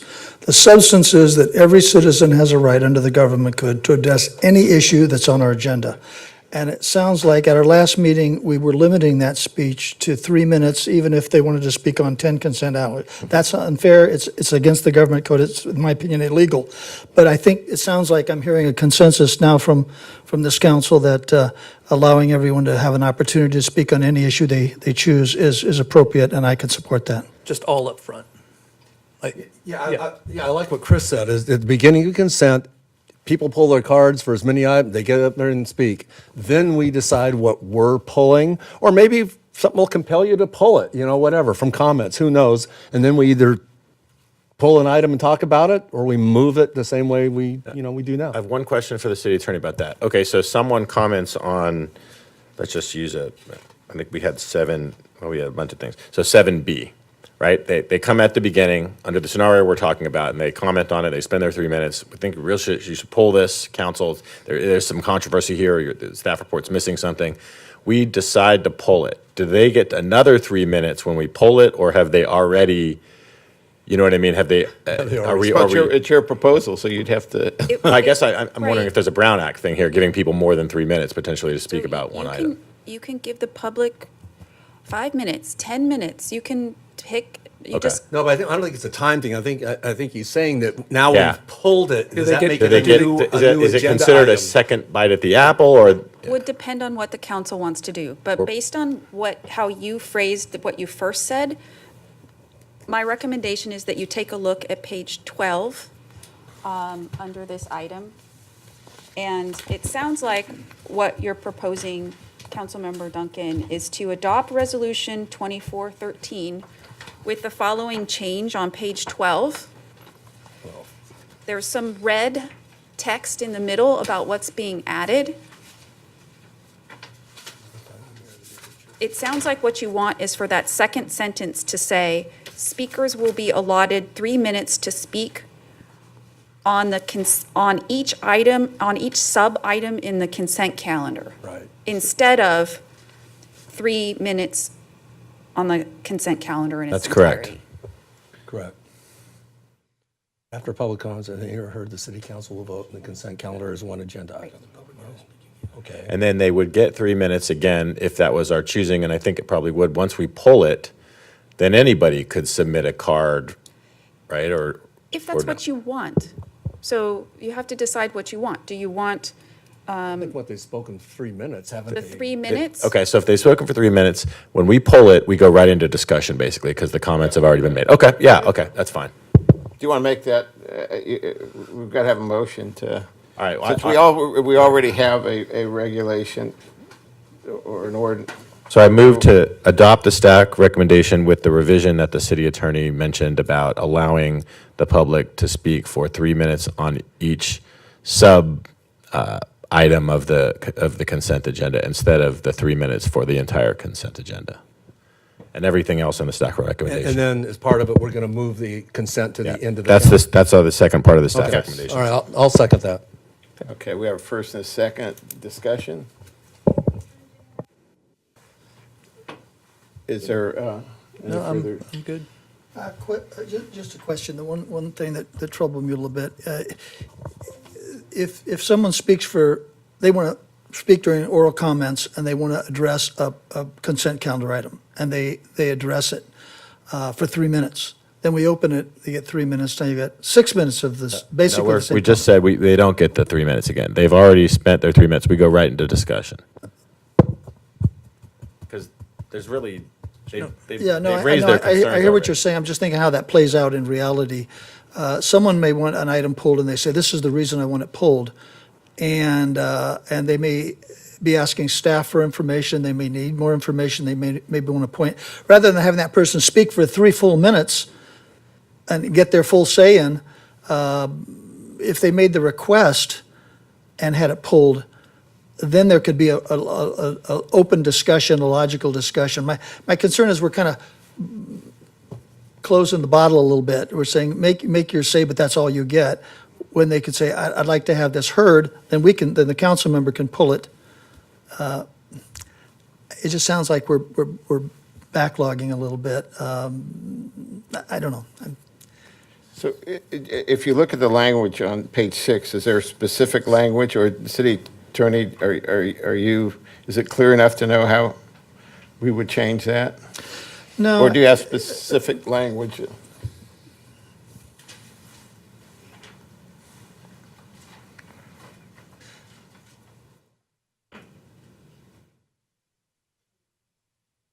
I mean, it also says in this that, to address your concern there, that the mayor may grant additional time. So if there's someone who really needs to say something more, they can make that request, and if it's really pertinent, the mayor, at his discretion, could say, all right, we'll allow you to speak again to this item. Yeah, I think that provides flexibility. My concern is that if someone uses their 3 minutes to get an item on the agenda, we begin discussing it, there's questions to be asked, there's more information to be provided, and the time, and no one else wants to speak, that person's already had their 3 minutes.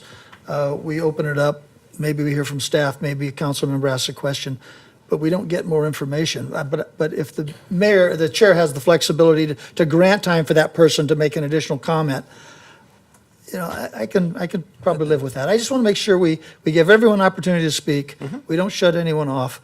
And because of the mechanism, if they need a few more minutes, I think with the chair's flexibility, looking to his colleagues to see if we want to have a few more discussion, we can be flexible there. I don't think we're trying to cut anybody off. As I said, we have had hearings for hours and hours and give people all the opportunity they want when they have legitimate interest before this council. So, and we're giving people the opportunity to ask for it to be pooled. So, I could agree to that.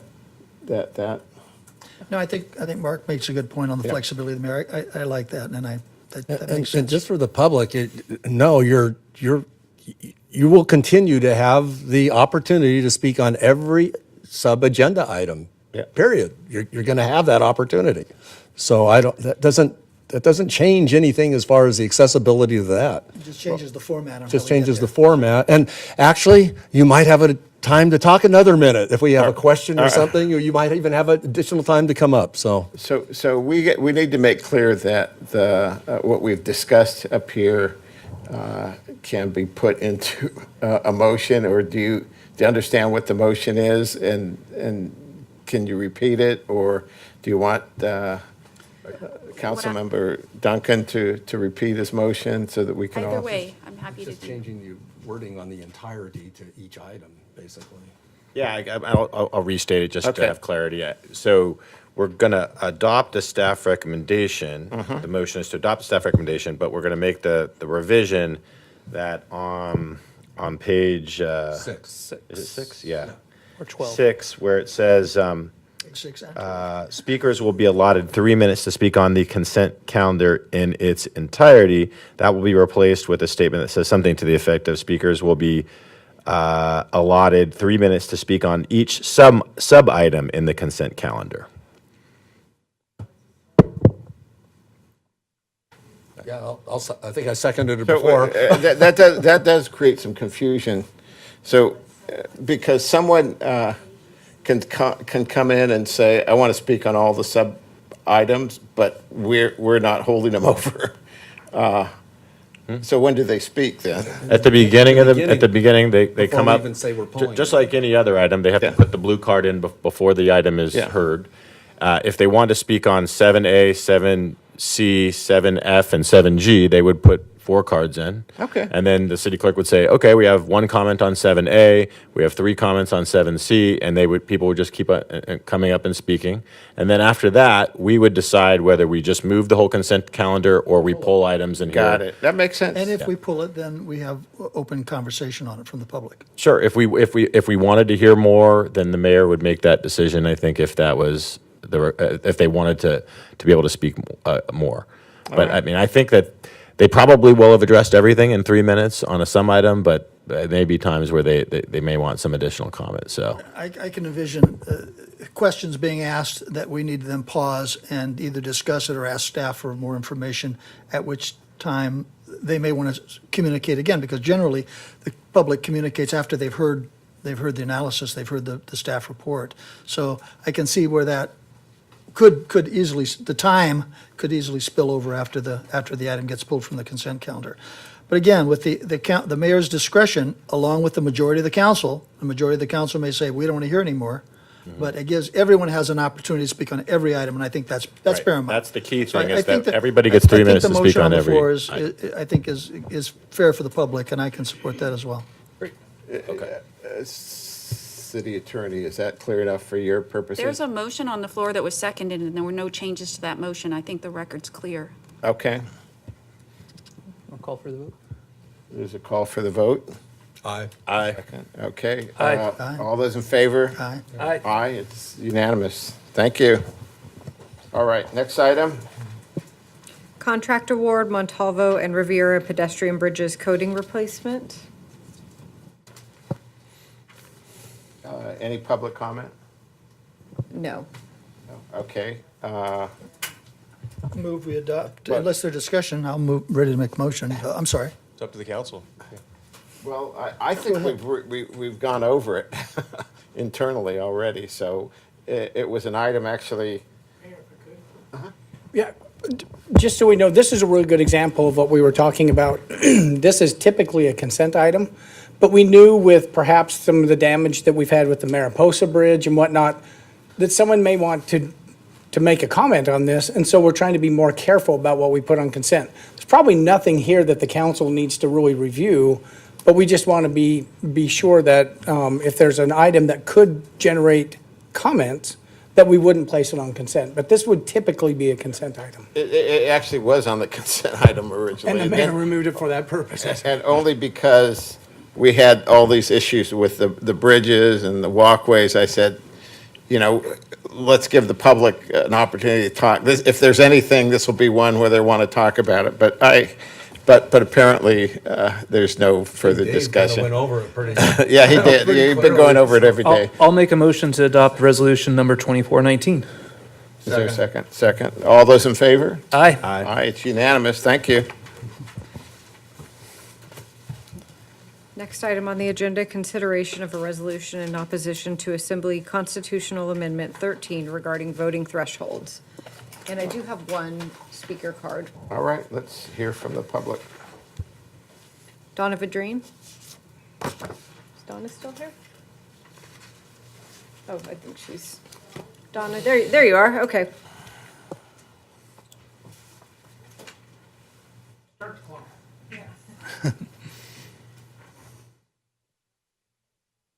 Everything's moving so quickly tonight. That's right. Okay, this is on 10B, correct? Vote no tonight on resolution number 24-20, entitled "A Resolution of the City Council of the City of San Clemente, California, opposing Assembly Constitutional Amendment 13 voting thresholds." You were elected to govern our city effectively and to work in partnership with state and county elected officials. Utilize staff resources and focus on best practices and solutions to our beach erosion and unstable bluffs, lack of affordable housing, mental health care, and emergency services in San Clemente and public safety. That is what you were elected to do. These are bipartisan issues that unite, not divide us. Work collaboratively with our state and county elected officials. The language in this resolution is offensive. Words and phrases include defrauds California taxpayers by cunningly increasing. Vote no tonight on this resolution of opposition and utilize staff resources more effectively. Donna Vidrine, San Clemente voter, homeowner, and taxpayer. Thank you. Thank you, Donna. Any other comments? No. Okay, so we'll open it up to discussion, and since, Mr. Mayor, since I brought this up, let me you start. start. This resolution doesn't waste staff time. Staff hasn't spent any time on this resolution. And, we often talk as a local legislative body about the impact of the state government usurping and overstepping their bounds in local issues, including taxes. And there are two items, two resolutions tonight. This one, Assembly Constitutional Amendment 13, is an overreach by government in that it sets the government above the people. The people have the ability by initiative to get their items on the ballot if they want to change our Constitution. This item says, the legislator says, people, you will not have power to do that. We're going to control the power. It's going to be easy for us and difficult for you. And it's a simple resolution, and I urge its passing. I think it's important to all the citizens of San Clemente. more discussion? Sure, yeah. I got 2 points to make on this. The first is that this resolution, Assembly Constitutional Amendment 13, isn't about taxes. It's about democracy. There are propositions being made throughout our state to increase voter thresholds in order to enact policy change. So hypothetically, 51% of the population could enact a change requiring that no more changes can occur without 67% of the population. That's not democracy. That's a transition to oligarchy. This bill prevents that and, in fact, enriches our democratic principles. Now, second point, what are we doing? We keep making all these letters on this proposition or the other proposition to the state or to Congress or whatever it is, and we're not focusing on the issues at hand in our city. If anyone on this council wants to support a proposition or to go against a proposition, by all means do so and endorse it individually. But what we shouldn't be doing is taking the authority of our council, of the city, in trying to address something that should go to the voters to decide. They are smart enough to make this decision without our input on it. So I would just encourage us going forward that we think really hard before we continue to bring these letters up to the city. And why are we doing this? Is it because we're really caring about what's going to happen with the city, or is it a chance to do some political grandstanding, to get a few lines in the newspaper? I think our time would better be served if we wrote letters to the OCTA about dropping riprap on our beaches, or for any other thing that actually is really pertinent to our city. But these things, they go outside of our purview. So, there you go. Thank you very much. What he said. What he said. Rick? Yeah, I can agree. And the resolutions that we do, they're mostly ceremonial, really, because I don't think anybody's really paying that much attention. You know, when they go to vote, gee, how did the city of San Clemente, what do they think about this? And you're 100% right. There is a segment, and when similar propositions have come up before, they've been voted down by nonpartisan, both Democrats and Republicans. So I don't think it's necessarily a partisan vote. I think it's a philosophical vote. That's the thing. And so I know there's a large portion of taxpayer advocates that agree with this, and probably a large portion that don't. But I think, again, it's a ceremonial kind of thing. It's common in cities to do this. I was surprised how many city councils do these kind of things all the time. We probably don't need as many of them. But my conscience is that this is not good for residents. I mean, for citizens that vote. I think it does restrict, and it makes it easier to have controversial items or negative items to be passed, especially when you said it's not a tax matter. Well, it kind of is, because you can put items on the ballot that could raise taxes tremendously, and I'm not sure 51% is the greatest measure. It's not even 51%, it's 55%. Right, no, that's what I'm saying. That's what I'm saying. Yeah, you made my point. I think it really needs to be a definite majority when you're talking about some of the items being put on there. So, like I say, I'm in favor of this. It's philosophical. I don't think it's going to change anybody's mind. But I have supported a lot of things you brought up, Mark, too. And why? Because you're an elected official, and I know you're speaking for a lot of your constituents, and I think it's important to be heard and make those decisions sometimes. And I support that the same way I support this. Yeah, I agree with Rick's comments, and this isn't political to get a few lines in the paper. You talk about democracy, this is fundamental democracy. We're not a democracy, we're a republic. And when we have our state legislature telling the citizens, talking about democracy, telling our citizens, we're going to change the rules by which you get to change our laws because we're in charge, you're not. The power is vested in the people. That's the citizens of San Clemente, so they ought to have a say here.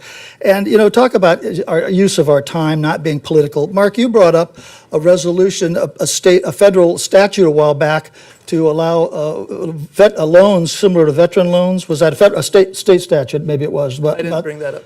It was on the agenda, and you lobbied for it, and this council approved it, and it allowed something like $60 trillion in home loans for every category of public servant in existence.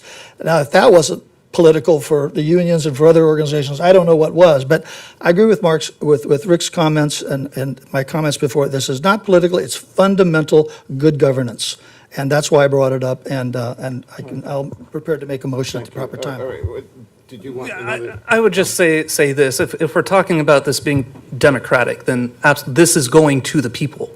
We should be letting the people decide. And again, if you want to endorse it individually, fantastic, go for it. But to say that the state legislators enacting this is not accurate, we are giving it to the people to make this decision. So that is absolutely fundamentally democratic.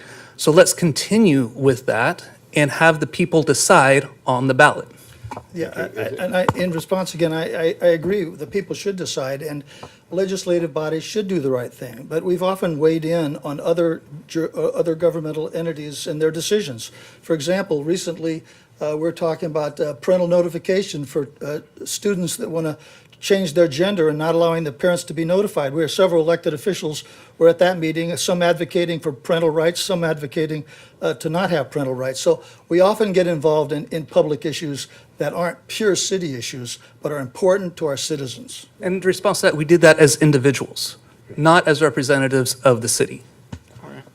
Any more discussion at this end of the table? No. Someone did call for the question, but I don't know if you Well, want I more don't know if a discussion. motion's been made, but I'll make a motion, we adopt this resolution. Is there a second? I'll second. Second, over here from Rick. Someone want to call for the question? Call for the question, yeah. All right, second? I'll second it. I think Rick already did. Rick, I did. Rick did, okay. To call for the question. Okay, I'm a no.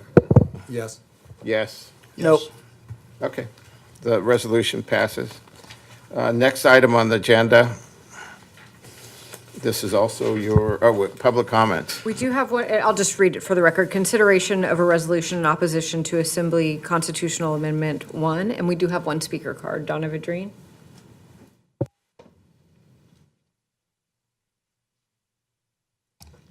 The majority of this council do not represent me as a voter and a resident in San Clemente. On this 10C, the language proposed in this resolution of opposition to Assembly Constitutional Amendment 1, Resolution Number 24-21, do not represent the majority of San Clemente voters, taxpayers, and residents. The intent of this Assembly bill includes funding for public infrastructure, affordable housing, permanent supportive housing, and would require a 55% majority vote to pass. Voters, taxpayers, and residents in San Clemente want to work in partnership with our federal, state, and county elected officials to bring needed resources to our city. San Clemente seeks and needs those partnerships and resources to fund infrastructure and affordable housing for our working class and families. Language such as horrible exceptions that would create the taxpayer protections and destructive money grab attempts are inaccurate and offensive. We as a city and the 5 of you, 4 elected to represent us on city council, are better than this proposed oppositional resolution. Work in partnership on best practices and solutions to beach erosion and unstable bluffs, lack of affordable housing, mental health care, and emergency services in San Clemente. Tonight, vote no against this proposed oppositional resolution. Thank you, Donna. Yeah, again, Mr. Mayor, I brought this forth because this amendment, this constitutional amendment, will probably do more damage to more people in the state than I can possibly imagine. I remember in the late 1970s when this was brought up, I was a staff member at the Board of Supervisors, and we had countless people that were losing their homes, old folks that couldn't afford to live in their homes because property taxes were being raised to the level they couldn't support their taxes on a fixed income. And Proposition 13 was the financial savior of literally millions of Californians that didn't have to sell their home. And this is an attempt by the state assembly made up of very liberal, left-wing, Marxist members. Excuse my language, but Marxism is the philosophy that prevails in Sacramento, and they can't tolerate having to get 2/3 of the citizens to allow them to raise taxes. So they're doing a backdoor initiative to reduce the percentage that they need in order to raise taxes. You can argue, well, we're going to use all sorts of good things with this tax money. We can already do good things with tax money. A few years ago, we had billions in reserves at the state level. Now we're $68 billion in debt because of fiscal mismanagement by people who it's easy to spend other people's money. So again, this resolution is simply a statement where we say, let's not destroy Proposition 13, which saved millions of homeowners and prevented them from having to flee the state because they couldn't afford to pay their taxes. And with Thank you. that, I'm prepared to make a motion after the discussion. Let's see if there's discussion. Or do you want to? Go ahead, Mark. So I'll just reiterate the same points from before.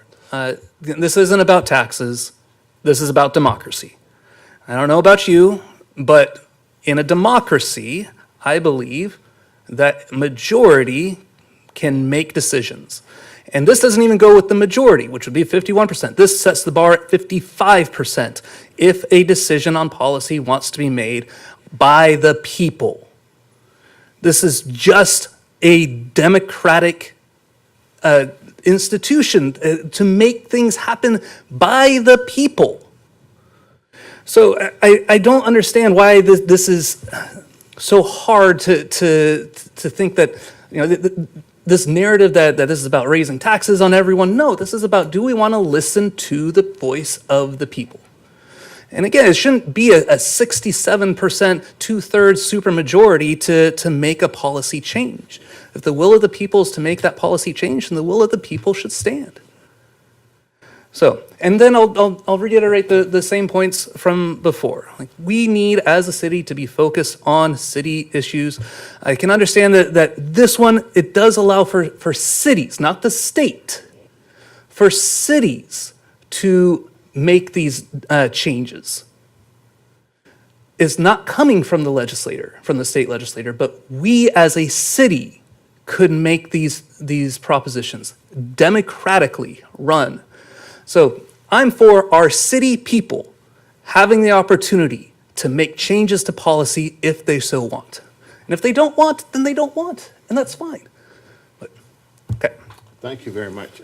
Just a brief comment. I'm not going to be quite as Steve, quite as strong as Steve as everybody who votes for this as a Marxist. I won't go quite that far. I don't I was know. only referring to the assembly. No, I know. So again, it's same argument. It's not an argument. It's just it's philosophical, and the fact is, I think that this reestablishes that the people do have the power, and then in this state, I think, gosh, if you're a Democrat, and it's not, I'm not either. If you're a Democrat, you should all be for this because, boy, there's a lot more Democrats in the state than there are, Republicans. So if it's a partisan issue, that, I think the Democrats should be in favor of it. The people will have the opportunity to vote for this. And you know what? I think we will all stand by whatever the people vote for, and we'll get on and we'll go along with it. And that's the important thing. Further discussion? No, just as Mark said, reiterating the same points, but with a little bit of a disagreement on taxes. This does address the insatiable appetite of Sacramento to increase the coffers at every local of government, state, county, and local. And this was democratically voted on by the people of California. This Proposition 13 was a citizen vote, as will this initiative be, this constitutional amendment be a citizen's vote. I just want this council, on behalf of the citizens of San Clemente, to say enough's enough. Manage your own house, manage your own budget, and leave Prop 13 alone. All right, thank you. Anything further? Only to say this, that Prop 13 was made in, was it 1978? Okay. I wasn't even born yet. Yeah. A lot of people in this state haven't had an opportunity to cast their vote or make their voice heard in regards to that proposition. So I think, again, let the people make their voice heard on this. Excellent point.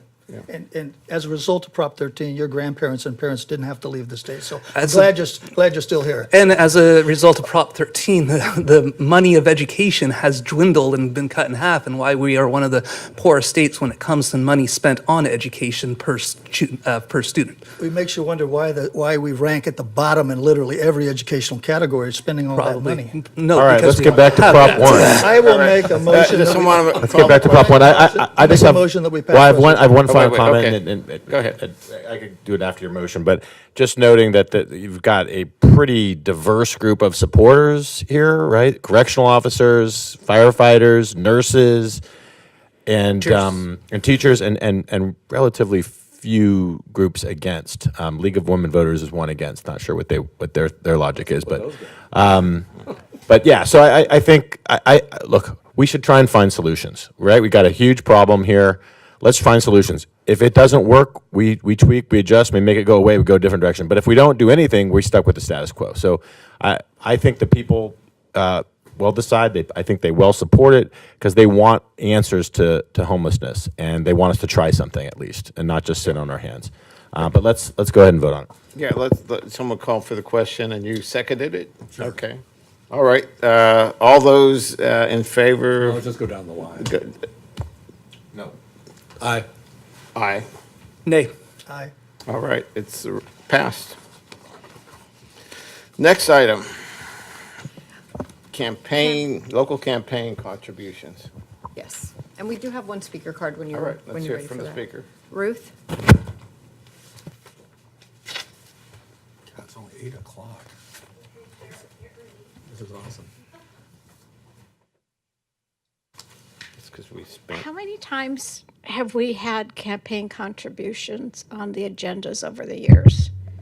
Because I'm a little confused as to why it keeps coming up and coming up and coming up. But I'm not that educated on it, I admit that. But I do believe that we have transparency in the city where contributions will be noted by the public, and that we can make our own determination based on who's contributing to who. And I still have 3 minutes. I mean, I haven't used my 3 minutes. So speaking of the transparency, I want to know who prepared this report. Andy Hall did not. Be a man, be a woman, and tell the public who requested it, who did the report, and who wrote this. I want transparency. Why are we being denied this information? You're allowed to respond to that, and you are allowed to respond to open communications. I think I gave you the Brown Act. I'm just asking the question now. I don't have anything more to say. I just want to know an answer to this. We deserve an answer. Okay. If you're done, I'll give it. Yes, I yield my time to Mayor Cabral. I'll just note for the record that our agendas are prepared by all the staff at the city. We don't have one person that prepares it. It goes through a process. It goes from city attorney to city manager to staff to throughout. Every department weighs in, and it comes up with a final point, a final item. That's how our agenda, our items my question are. was who prepared this report? And Everybody at in whose the city request? that was involved. And Mr. that's Cabral, all. That's all. I'm not gonna I get know an that not argument. everybody on this council asked for this agenda item. Okay, I'm telling you how it answered. I'm just explaining that, but we're going to move on because you yielded your time. Thank you. What's On D. D? All right. Well, this is an item, Mark. I just want to give you a little bit of an outline before I turn it over to you. I wasn't sure whether you're going to try and raise or lower, maybe possibly raise to $25,000 per contributor. I don't know, or lower them. But I will remind you that much of the potential conflict have been eliminated by the state now that you have to disclose and recuse yourself from any issue affecting a donor where you've received a contribution. And that, in my opinion, is the least restrictive means of achieving a goal, whatever that goal is. And I will also remind you that because we're trying to infringe on the public's First Amendment right, that we have to have a record that shows and demonstrates that there is a compelling interest in this body to violate their rights, and that it's the least restrictive means of achieving that goal. So it's a strict scrutiny test that we have to achieve, and we have to identify the objectives you're going to try and achieve and then meet that standard. So I'll turn it over to you to. Great, thank you. Yeah, so in terms of that, one of the objectives is that this proposition would if there's an issue of apparent corruption or circumstances of the process of campaign restriction. The one I really want to focus on is the prevention of apparent corruption. I'm not making any accusations that anyone up here is corrupt in any way. What I want to make sure is that going forward in future elections, that appearance it is done away with. There are many times in this last election where I was asked about other members on this council about where their money came from and how this is influencing their vote, and big money coming from outside, from corporations, outside our city, to sway certain things. So the purpose of this is to make it so that we can stop the appearance of any future ideas that one of us might be corrupt or taking money for campaign money for any nefarious reason whatsoever.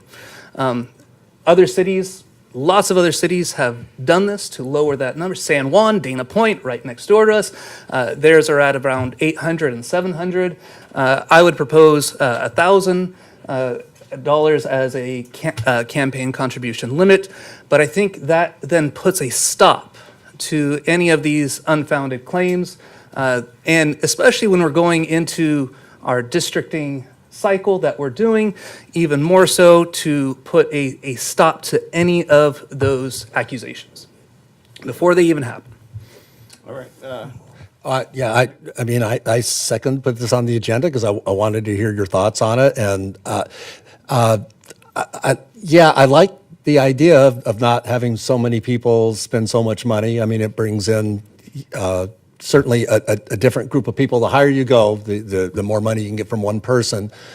That being said, the 460s are out there. I've reviewed them, and right up here, I've had people be critical of who I've donated money to. You know, is sitting on the dais, and so it is transparent. You just got to go and you can look and call out the people if you think that there's a questionable campaign donation. But the major thing here that I'm concerned about, and maybe I could ask the city manager a question here. So, no, well, either one of you chime in. Right now, if there's consideration of something that's done illegally under the state mandate, who investigates this right now? If there's some kind of campaign donation irregularity, who would investigate that? The FPPC, the Political Fair Practices Commission. Right, okay. Now, if we adopted our own, no matter what that number was, higher or lower, whatever, if we adopted our own city regulation, who would have to investigate donation violations? Directly, it would be the city clerk. Okay. Our elections Right, okay. officer. That's the one issue I have there is I think our city clerk is already burdened with quite a bit of work to do. And when those questions start coming up, I would just rather that the state handle them. And again, you go to the 460s, you can follow the money completely. And I understand your concern. My only counter to that would be that if half the cities in California are able to do this, and they in smaller cities than ours have been able to find ways to effectively enforce this, I don't see that being a problem for our city as well. Especially, and the other issue that I didn't bring up is that with the way we have it right now, it brings about an idea, and it sort of goes along with the prevention of apparent corruption, is that we have a pay-to-play system. That if you want to be a contender, you have to have the largest donations here. And again, it reeks of that idea of apparent corruption. That's why I think this is so important, so pertinent before we get to the next election cycle. So are you saying that like we have corrupt No, I'm not- citizens that are donating? No, I'm for- saying the appearance. It's the So appearance. there's no corruption. Our citizens aren't corrupt. No, no. That's not what I'm saying whatsoever. I'm saying that there is an appearance and perception that in order to gain a seat up here, you have to pay to play. Perception is in the eye of the perceiver. I've had the same comments saying, gee, we've got donations from the LGBT tranny community going to council members. We've got union members being majorly donated to. Chris, or Mark, I think you were probably one of the largest campaigns in this last race. You were up there at the top range. Yeah, I think you were. I was about half of both of you. Yeah. And the Constitution, this is a constitutional issue to say we want to restrict people's right to communicate because of the appearance of impropriety. We have the most open disclosure laws in the nation when it comes to who donates to who and why. And now we have, with the law that took effect the first of the year, prohibition on anyone that gets $250. You can't vote for any of the projects for 18 months. So I think the appearance of impropriety is a red herring. The impropriety is in the eyes of who's being supported and who isn't. We have the Supreme Court's weighed in on this issue. People have a right to independently support who they want. And by limiting donations, you're actually helping outside groups to control the council, because now if we had a limit of whatever, you suggested 1,000, if we had a limit like that, my friends and neighbors couldn't donate, or yours couldn't donate, but the union could, Planned Parenthood could, all these other organizations could come in and spend millions. And how are you gonna stop that juggernaut? So this is talk about democracy and freedom. This is a First Amendment constitutional freedom issue, and I oppose making any change to our local laws on regulations. Let me go down to the end. Yeah, I mean, this has come up before on the council. I do think that I think we probably should be in line with the other cities that are in our area. I think $1,000 is a nice, round, easily understood number. Still gives you the chance to contribute quite a bit, but it does, I think, sort of level the playing field and give kind of grassroots, everyday residents the chance to have more of a voice, and not big organizations, businesses, unions, whatever, a chance to have an outside voice. So I think it does level the playing field, and I think it's essentially self-policing too, right? Like in much respect, because if you're above it, it's easy to tell, and then you get called out. So you think $1,000 is the threshold for appearance of impropriety? Would that include? I don't know. I'm not talking. I'm not so much on the impropriety. I'm on the giving everyday residents a greater voice, Yeah. and not the super rich or large organizations a greater voice because they have the greater potential to donate more. So I think that probably strikes a balance, but without going too low. Like some of these cities, I think are really too low. Are you going to voluntarily do that in your other race? Is that something that you? Well, it's different. I'm not really permitted to talk about that, but no, I think for the city, I think that probably does strike the right balance. For that level of race, and so I could probably support that. Yeah. All right. And just a comment, if I could, in terms of influence, it's just the opposite, Chris. When you limit the local people's ability to donate, you haven't limited the unions or Planned Parenthood talking or any about other organization independent expenditures. or George Soros or any other organization that wants to come in and make a major impact in our community. But they could do that regardless. Yeah, exactly. So, So by that- limiting that the doesn't local change. community, you're handcuffing the local folks and saying, let's let George Soros control our government because our combined donation can't match us because we're limited to $500 or $1,000. And also, the point that has been made several times that other cities have done it, they've been able to do it. Why aren't we able? We are able. The question is not can we, the question is should we? And my vote clearly on this is we don't need to hamstring our citizens when they're making a decision on who they want to represent, representing them. I would love a more even playing field for sure. And hopefully with districts, that will kind of address that a little bit. I think grassroots campaigns are going to be much more of a thing, going out and talking to your neighbors. I mean, you don't have to go talk to 60 or 40,000 people. You can go talk to a couple of thousand and probably have a huge impact. It's been my experience. I've been involved in the last several elections, kind of in the periphery, and it hasn't been individual, I don't believe, donations that have swayed elections. I think what it's been is PACs doing mailings that have nothing to do with individual contributions, and political endorsements. I mean, if you get endorsed by either major political party, that really means a lot, and that comes with some of the mailings and all that. I just don't think the individual donations have been much of a factor, and I mean, they've been a factor, but not anything that would change an election necessarily. And again, it is transparent. And Steve brought up a point that I'd forgotten about. We just had recently, a year ago, a regulation put in that if you receive $250, you can't vote. You have to recuse yourself. Yeah. And I mean, that's pretty significant. I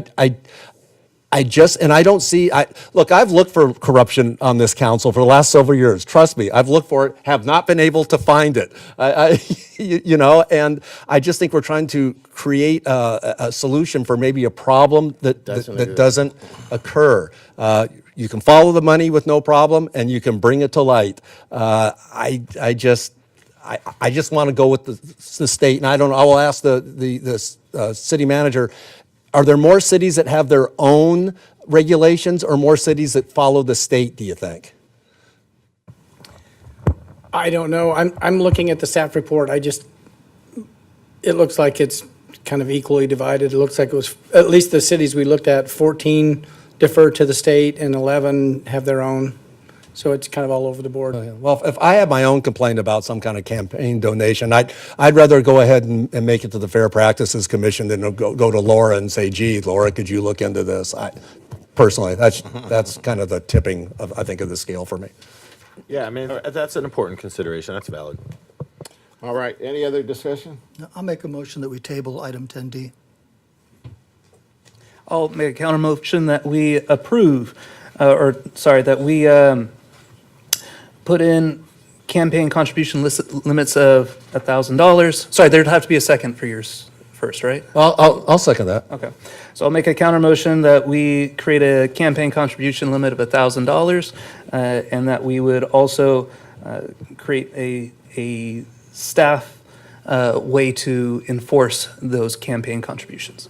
Mr. Mayor Pro Tem, I think what you're asking to do is make a substitute motion. Sorry, substitute motion. And that would be to direct staff to bring back an ordinance that would have the items in it that you're suggesting. Thank you. Yes. Do we have a second? Second. We have discussion now on We're the having substitute comes discussion up on the first. Substitute. Any discussion on the substitute? Yeah, I mean, I think that's a good resolution for this right now. I have a feeling that how the vote's going to go, and I think if we table it, this could come up. We're on the substitute, though. That's exactly right. If we table this, which is the substitute motion, right? No, The table was the first motion. Table was the first motion. okay. His substitute was I'm to. sorry, the have substitute was, okay. Substitute I'm goes sorry. first, yeah. Okay. Okay, no comment. No comment. All right. Any other discussion?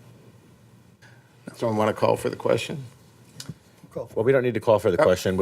I think we just go to the vote. I'm an aye. No. I'm a no. Aye. No. All right, that fails. Discussion on the original motion. I'm sorry, what I started saying before. Yes, I yeah, think you wanna repeat tabling that? it is, there might be some things that come up and we can bring it back and address it Yeah. in the future. Yeah, I don't think we meet constitutional standard here. I think we have a mechanism already with us recusing ourselves if we have a donation. I also think that putting this burden on the city clerk and potentially our city government as opposed to the Fair Political Practices Commission to interpret and define and pursue failures is cost prohibitive. And so that's the basis of my support of the motion to table. Call for the vote. Call for the vote, second? All right. It's been seconded. All right, all those in favor? It's a motion to table. Motion to table. I guess I'm just wondering, do we even need a motion? I mean, It right, there was a failed, motion yeah. to do something, and then, like, if you don't want to do anything and you want the status quo, then I don't think you need a motion. Well, a motion to table is a decision by this council. Council to remove table it it. from the agenda and to not bring it back unless it's properly brought back. But Well, I mean, according to the staff recommendation, if it's not brought back by February 20th, I mean, well, there was a motion. There's and a motion. counter motion, and we ought to hear the motion. We're going to hear the motion. Yeah. Call okay, for so the you're question. just saying that tabling means sort of indefinitely. Indefinitely, yeah. Not. It can always bringing be it brought back, like Rick said. back. It can- Okay, it can all right, be yeah, no, I mean, Table for, aye, sure. aye. No. Aye, all right. All right, next item on the agenda. Oral communications, part 2, we do not have any speaker cards. All right, next item, future agenda items. Ne- I think Councilmember Noblock had an item for a future agenda. Is that where we're at? Yeah, that's where we're at. I Oral communications. Oral communications, part 2. we don't have any oral communications. Future agenda items. I apologize. Where's my I would video? also, just remind you that we have a number of issues that that we have set for hold on. There's a number of items that are set for a retreat, but go ahead if you have a. Yeah, this, we're under item 13C. What are we under? 12. 12, excuse me, 12, yeah. 12. Thank you. Apologize. I was just actually speaking to the city manager about this. I'd like to have this council consider moving forward with a scoop permit. I know where the county's currently proceeding, but we're kind of on their coattails, and we're subject to their timing, et cetera. There's some costs involved, but I think it's important enough that we ought to be moving forward on our own track. So I'd like to agendize the council considering moving forward on a scoop permit. Has I'll there, second. I was just, city managers, aren't we doing something with? We have been exploring it, and we've been exploring some consultants that can help us do our own scoop. We've been careful because the County of Orange is also moving forward with the scoop, and we don't want them to simply say, well, if you're doing your own, you're out. But we are a little bit more urgent, I believe, than what's happening in the rest of Orange County. And I'll just say it. I think it's time for us to go. I think it's time for us to get our own scoop permit, get moving on this, because I think we're motivated to move a little bit quicker than the county as a whole. So I think it's time for us to get moving on Yeah, this. okay, well, I was under the impression, based on conversation, we were already on, moving on that, so. With the county, with the county. No, separately too, yeah. So, Well, then but let's. I'll second to put it on the agenda. All right, and. The other item- Any discussion on, you want to do them separately, or you want to do them? No, this is for future items, it just takes two to bring it on, and do we I'll- need three I'll for give- staff report? I'll give it the third. The second item, Mr. Mayor, that I wanted to bring up was there's been a lot of discussion about slopes and drainage, and I'm thinking maybe we should at least consider the possibility of looking at an ordinance that gives some proactive assurance that water isn't draining from the lots onto the slopes, weakening the slopes. Our Public Works Director earlier this evening said, in response to that issue, he said, well, maybe there's a mechanism for capturing that water, getting it back into the curb so that it goes down the storm drain and it gets properly put into the ocean. But we don't have an ordinance like that that requires cliff owners to do that. I'm just wondering if maybe we ought to consider something, because we've had four major slides in the last couple of years. Again, I'm aware, but, you can make the motion. They are working on that, and they're looking at a couple of different options, even like not ordinance, but bringing to the city council, a discussion Plan to about address that issue? watering, rules on that, rules on the drainage. Well, Steve, are these like voluntary things that somebody would do? I mean, It's private property, so in the end, but I understand if you want to make Even though it's that. private property, I think because of the danger to the public and the danger to our infrastructure, I mean, from the sewage plant to the bridge to the train tracks, if I had a multi-million-dollar house on the slope and I'm draining currently down on the slope, I would almost welcome the ability to say, okay, I'm going to divert the water. That would take maybe a pump and a little capture basin, but I just think we maybe need to be proactive, because this is a serious problem. We got 5 miles of cliffs that are weak and are constantly falling. Can I ask the city manager one real quick question? Well, he has a comment. Maybe I can clarify this a little bit. We have several ordinances that already regulate some of the things that are happening on the bluff. What staff was going to do is try to pull those together into a bluff protection program, rather than some being in public works, some being in community development, some being in storm drain and whatnot.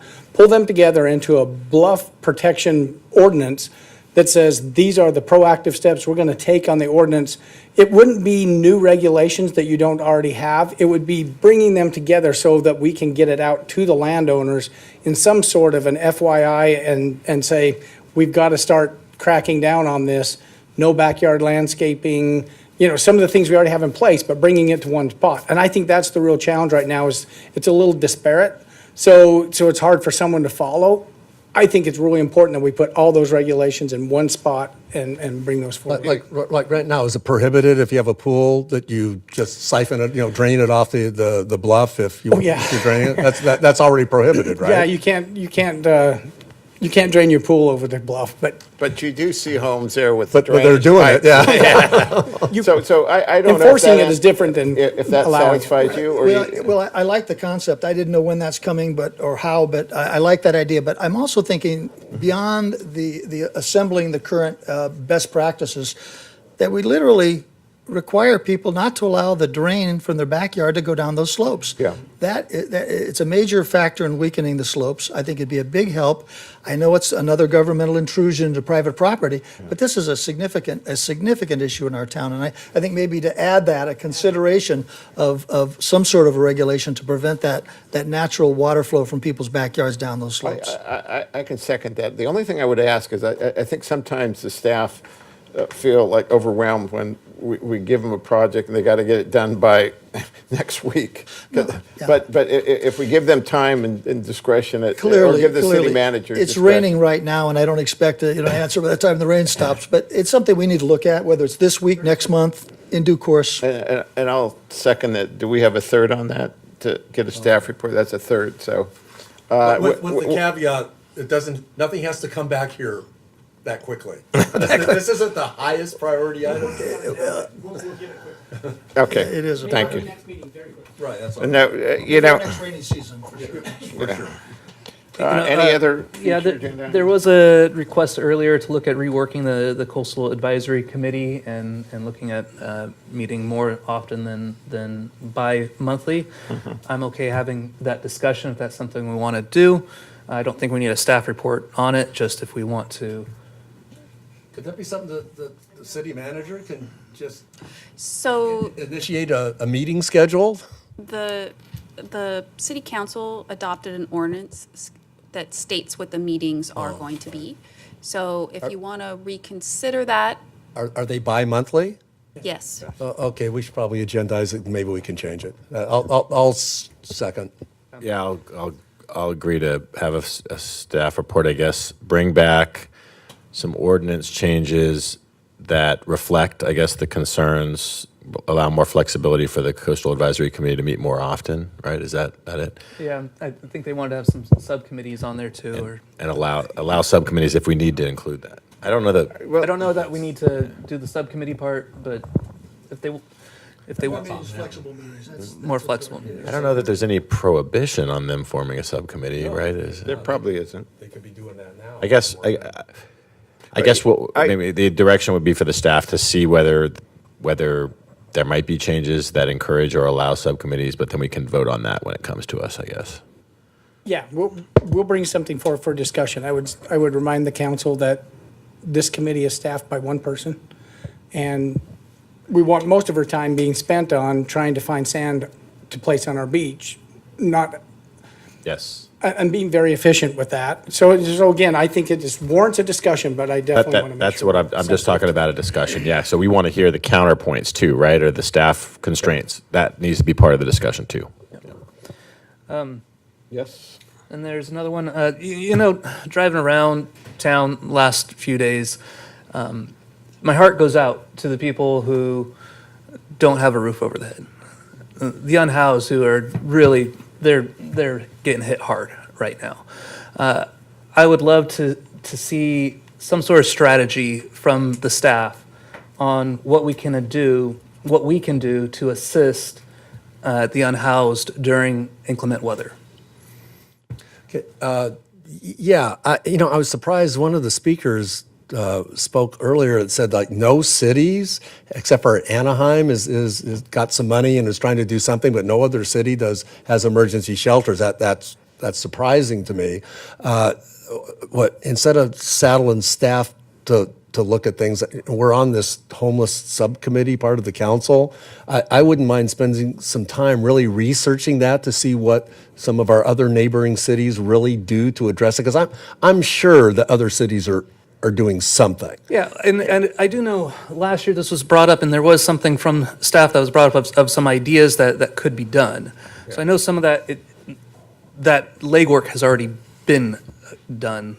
So But we also have two people that are out there every day that are directing them to housing options. Well, that would be part of my subcommittee idea. I'd like to have a chat with That makes Carly and sense Troy to- and try to figure out a strategy without laying it on staff. I think I certainly, and with your help, I think we could come up with some ideas. Can you, as a subcommittee, maybe report back during this session at a future meeting? I think by next meeting, I plan on Yeah. being able to Sounds come good. back with some information. yeah, we can do that. Let's schedule a meeting to me talk with Carly and Troy and Absolutely. see what recommendations they have or what they've seen other cities do, and Absolutely. we can That's bring back great. some ideas back here. And so I'll second that to put it on the agenda, mainly to come back with what we've been seeing, but I don't think we need a third for a staff report at this time. You'll just come back. I think we can figure out. All right, I appreciate that. Any other future agenda items?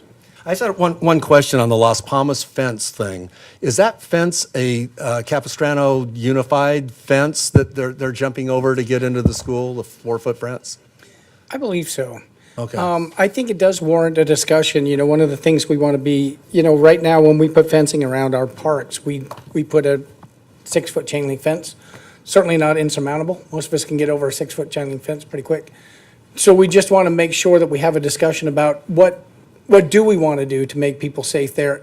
I don't know that a 6-foot chain link fence is all that safe, is what we're seeing even at the cell tower, for example. So if we're talking safety, maybe there's some other measures we should be looking at besides just fencing. Our role in that is mostly law enforcement as opposed to fencing, because it's not our property. Right. It's School property. So, yeah, I mean, we can. It's a I was gonna. We can lean on the there are school board. kids. But true, but we did do that, right? So I think maybe we need to go back to them, because actually the speakers were correct, that they did pledge to build a higher fence at that location. I was there when they did it. They had their finance person from the school district there. So I would support bringing this back as an agenda item. bring it back as Could I hold Go ahead. off on that? Oh, yeah. One thing, just to say, I'm already reaching out as the CUSD liaison. I'm starting the conversation with our district, our supervisors, or not supervisors, sorry, our school board, and with staff at Las Palmas, and trying to get a meeting set up on it. So I think before we agendize this, let's Wanna have just that. bring back a report? Yeah, I'll just, once we have that conversation, are able to bring these parties together to see what needs to happen, then I'll come back. I think that's important, because if we put the wrong fence up and someone still goes in the school and they say, well, you didn't put up the right fence, then all of a sudden it's a little bit on us. I it's think not us. we need to have a deeper discussion. It's not us Yeah, we again, wouldn't be Andy. We putting it are up. we're not part of it. Oh, It's okay. school property, so there's no role for I the city think other we need to than put some pressure on Putting pressure, CUSD to get that fence. They promised to build this fence 5 months ago. They haven't made any progress. So I want to sit down with them, see where we're at, put some pressure on that. If I can get some backing from you to say I'm speaking on the council's behalf to put that pressure on them, and then I can bring back a report to you, That see sounds good. if we need to do You more. Bring back a report on that then, next council meeting. If we can get that meeting set up before next All right. council meeting. Or in the future. Any other new business? All right, let's go to reports, commissions and committees. Mayor and council, the first item under commissions and committees is a vacancy on the Human Affairs Committee. Jill Schachter has resigned from her position on the Human Affairs Committee. Her term is set to expire June of this year, so council can either authorize staff now to advertise and fill the position. Again, it will expire in June, or leave the position vacant for now. We'll be advertising for all vacancies on all city commissions and committees in May of this year, and you'll be interviewing and appointing all commission and committee members in June. So council's choice. Yeah, if I could. Go ahead. Yeah, I mean, they have 6 hardworking members. It doesn't affect their subcommittees as far as quorums and all that. I would suggest we just wait till June to fill the spot. I agree. Any other discussion? No, I agree as well. All right, someone want to call the question? I move that we hold the spot open until the next interviews in June. Second. Okay, all those in favor? Aye. Unanimous? Thank you. Council subcommittee updates.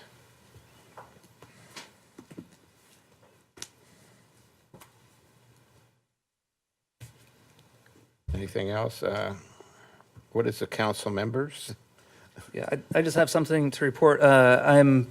Was appointed as the one of the representatives on the Coastal Cities Group Leadership Committee with Cal Cities, and representing coastal cities up and down from all up and down Orange County coast and North San Diego coast. I'm working with them to advocate on behalf of the coastal cities at the state level. We're looking at our first quarterly forum on February 21st, and we're reviewing the Ocean Protection Council's draft for sea level rise guidance. So I'll report more back as I continue to meet with them. Where was that meeting going to be at? Is that- It'll be online. Yeah, and you can, I can send you a link. I think it was sent to everyone. That's an important committee. Yes. Thank you very much. And Mr. Hall is also my designated staff on that, so he's on the committee with me. Yeah, I'd point out, we're one of 6 cities in the state that have that opportunity. So that's really, really important to have that voice with the Coastal Commission and the Ocean Protection Council. Very important. Congratulations on that. Any other? Oh, one quick thing, I would request that our 3 public safety stakeholders, if you could stay after this meeting that's going to be ending here in just a couple of minutes, you could stay for like 5 minutes. I'd just like to meet with you real quick, if that's possible. All right. City Attorney? Excuse me. you have I have a one couple quick things, Mr. Mayor. I just want to let the council know I attended a conference in Monterey for the Vector Control District, and I just want to report that the San Clemente is actually in very good shape compared to other cities in terms of our mosquito and dengue outbreaks and so forth. So it also followed up by a brief League of Cities meeting for council members, new council members, and it was interesting. The social media part was very interesting. I don't know that I would go again or encourage too many people unless they were really novices to attend that particular seminar. But it was, it was interesting. Yeah, I also attended the second meeting, the League of Cities, not the League of Cities, the Cal Cities. I would concur with I mean, if it's your first time, I think Cal Cities is pretty good, but essentially they repeat the same talking points again. So I would just reconsider, those kind of expenditures. I probably wouldn't have gone again if I would have known it was all the same issues and the same people. But one other thing I want to mention, and that is there was a number of comments this evening about the San G pickleball, the violations of our ordinance and the violations of our time. And I guess I want to ask the city manager, I don't know if this is the proper time to discuss that, but we really ought to have more enforcement out there on odd hours when we're not open for pickleball. People are climbing the fence and I know we have security and so forth, but Could we direct Trevor to maybe adjust his schedule and come in on a Saturday and address that? Consider it done. Okay. All right. He's the head of our park rangers. So- He has so, yeah. enforcement power. yeah, so I just want to bring the issue up. If you indicate that you're going to get on it, that's it just fine. needs to be addressed a little more Yeah. vigorously than it has. okay, sounds good. Any other matters? City Attorney? Thank you. I have nothing to report. All right. Is it a pleasure to serve the city of San Clemente? Yes, as always. Thank you, Mr. Mayor. Okay. City Manager? I can never follow that. I have nothing to report, Mayor. All right. Well, the time is 8:45. 8:45. So I want to make a motion to adjourn and to set the next regular meeting for February 20th, 2024, with a closed session beginning at 5, regular business meeting at 6, taking place in the council chambers located at 910 Calle Negocio, second floor, San Clemente. So moved. Second. All right. All those in favor? Aye. Aye. All right.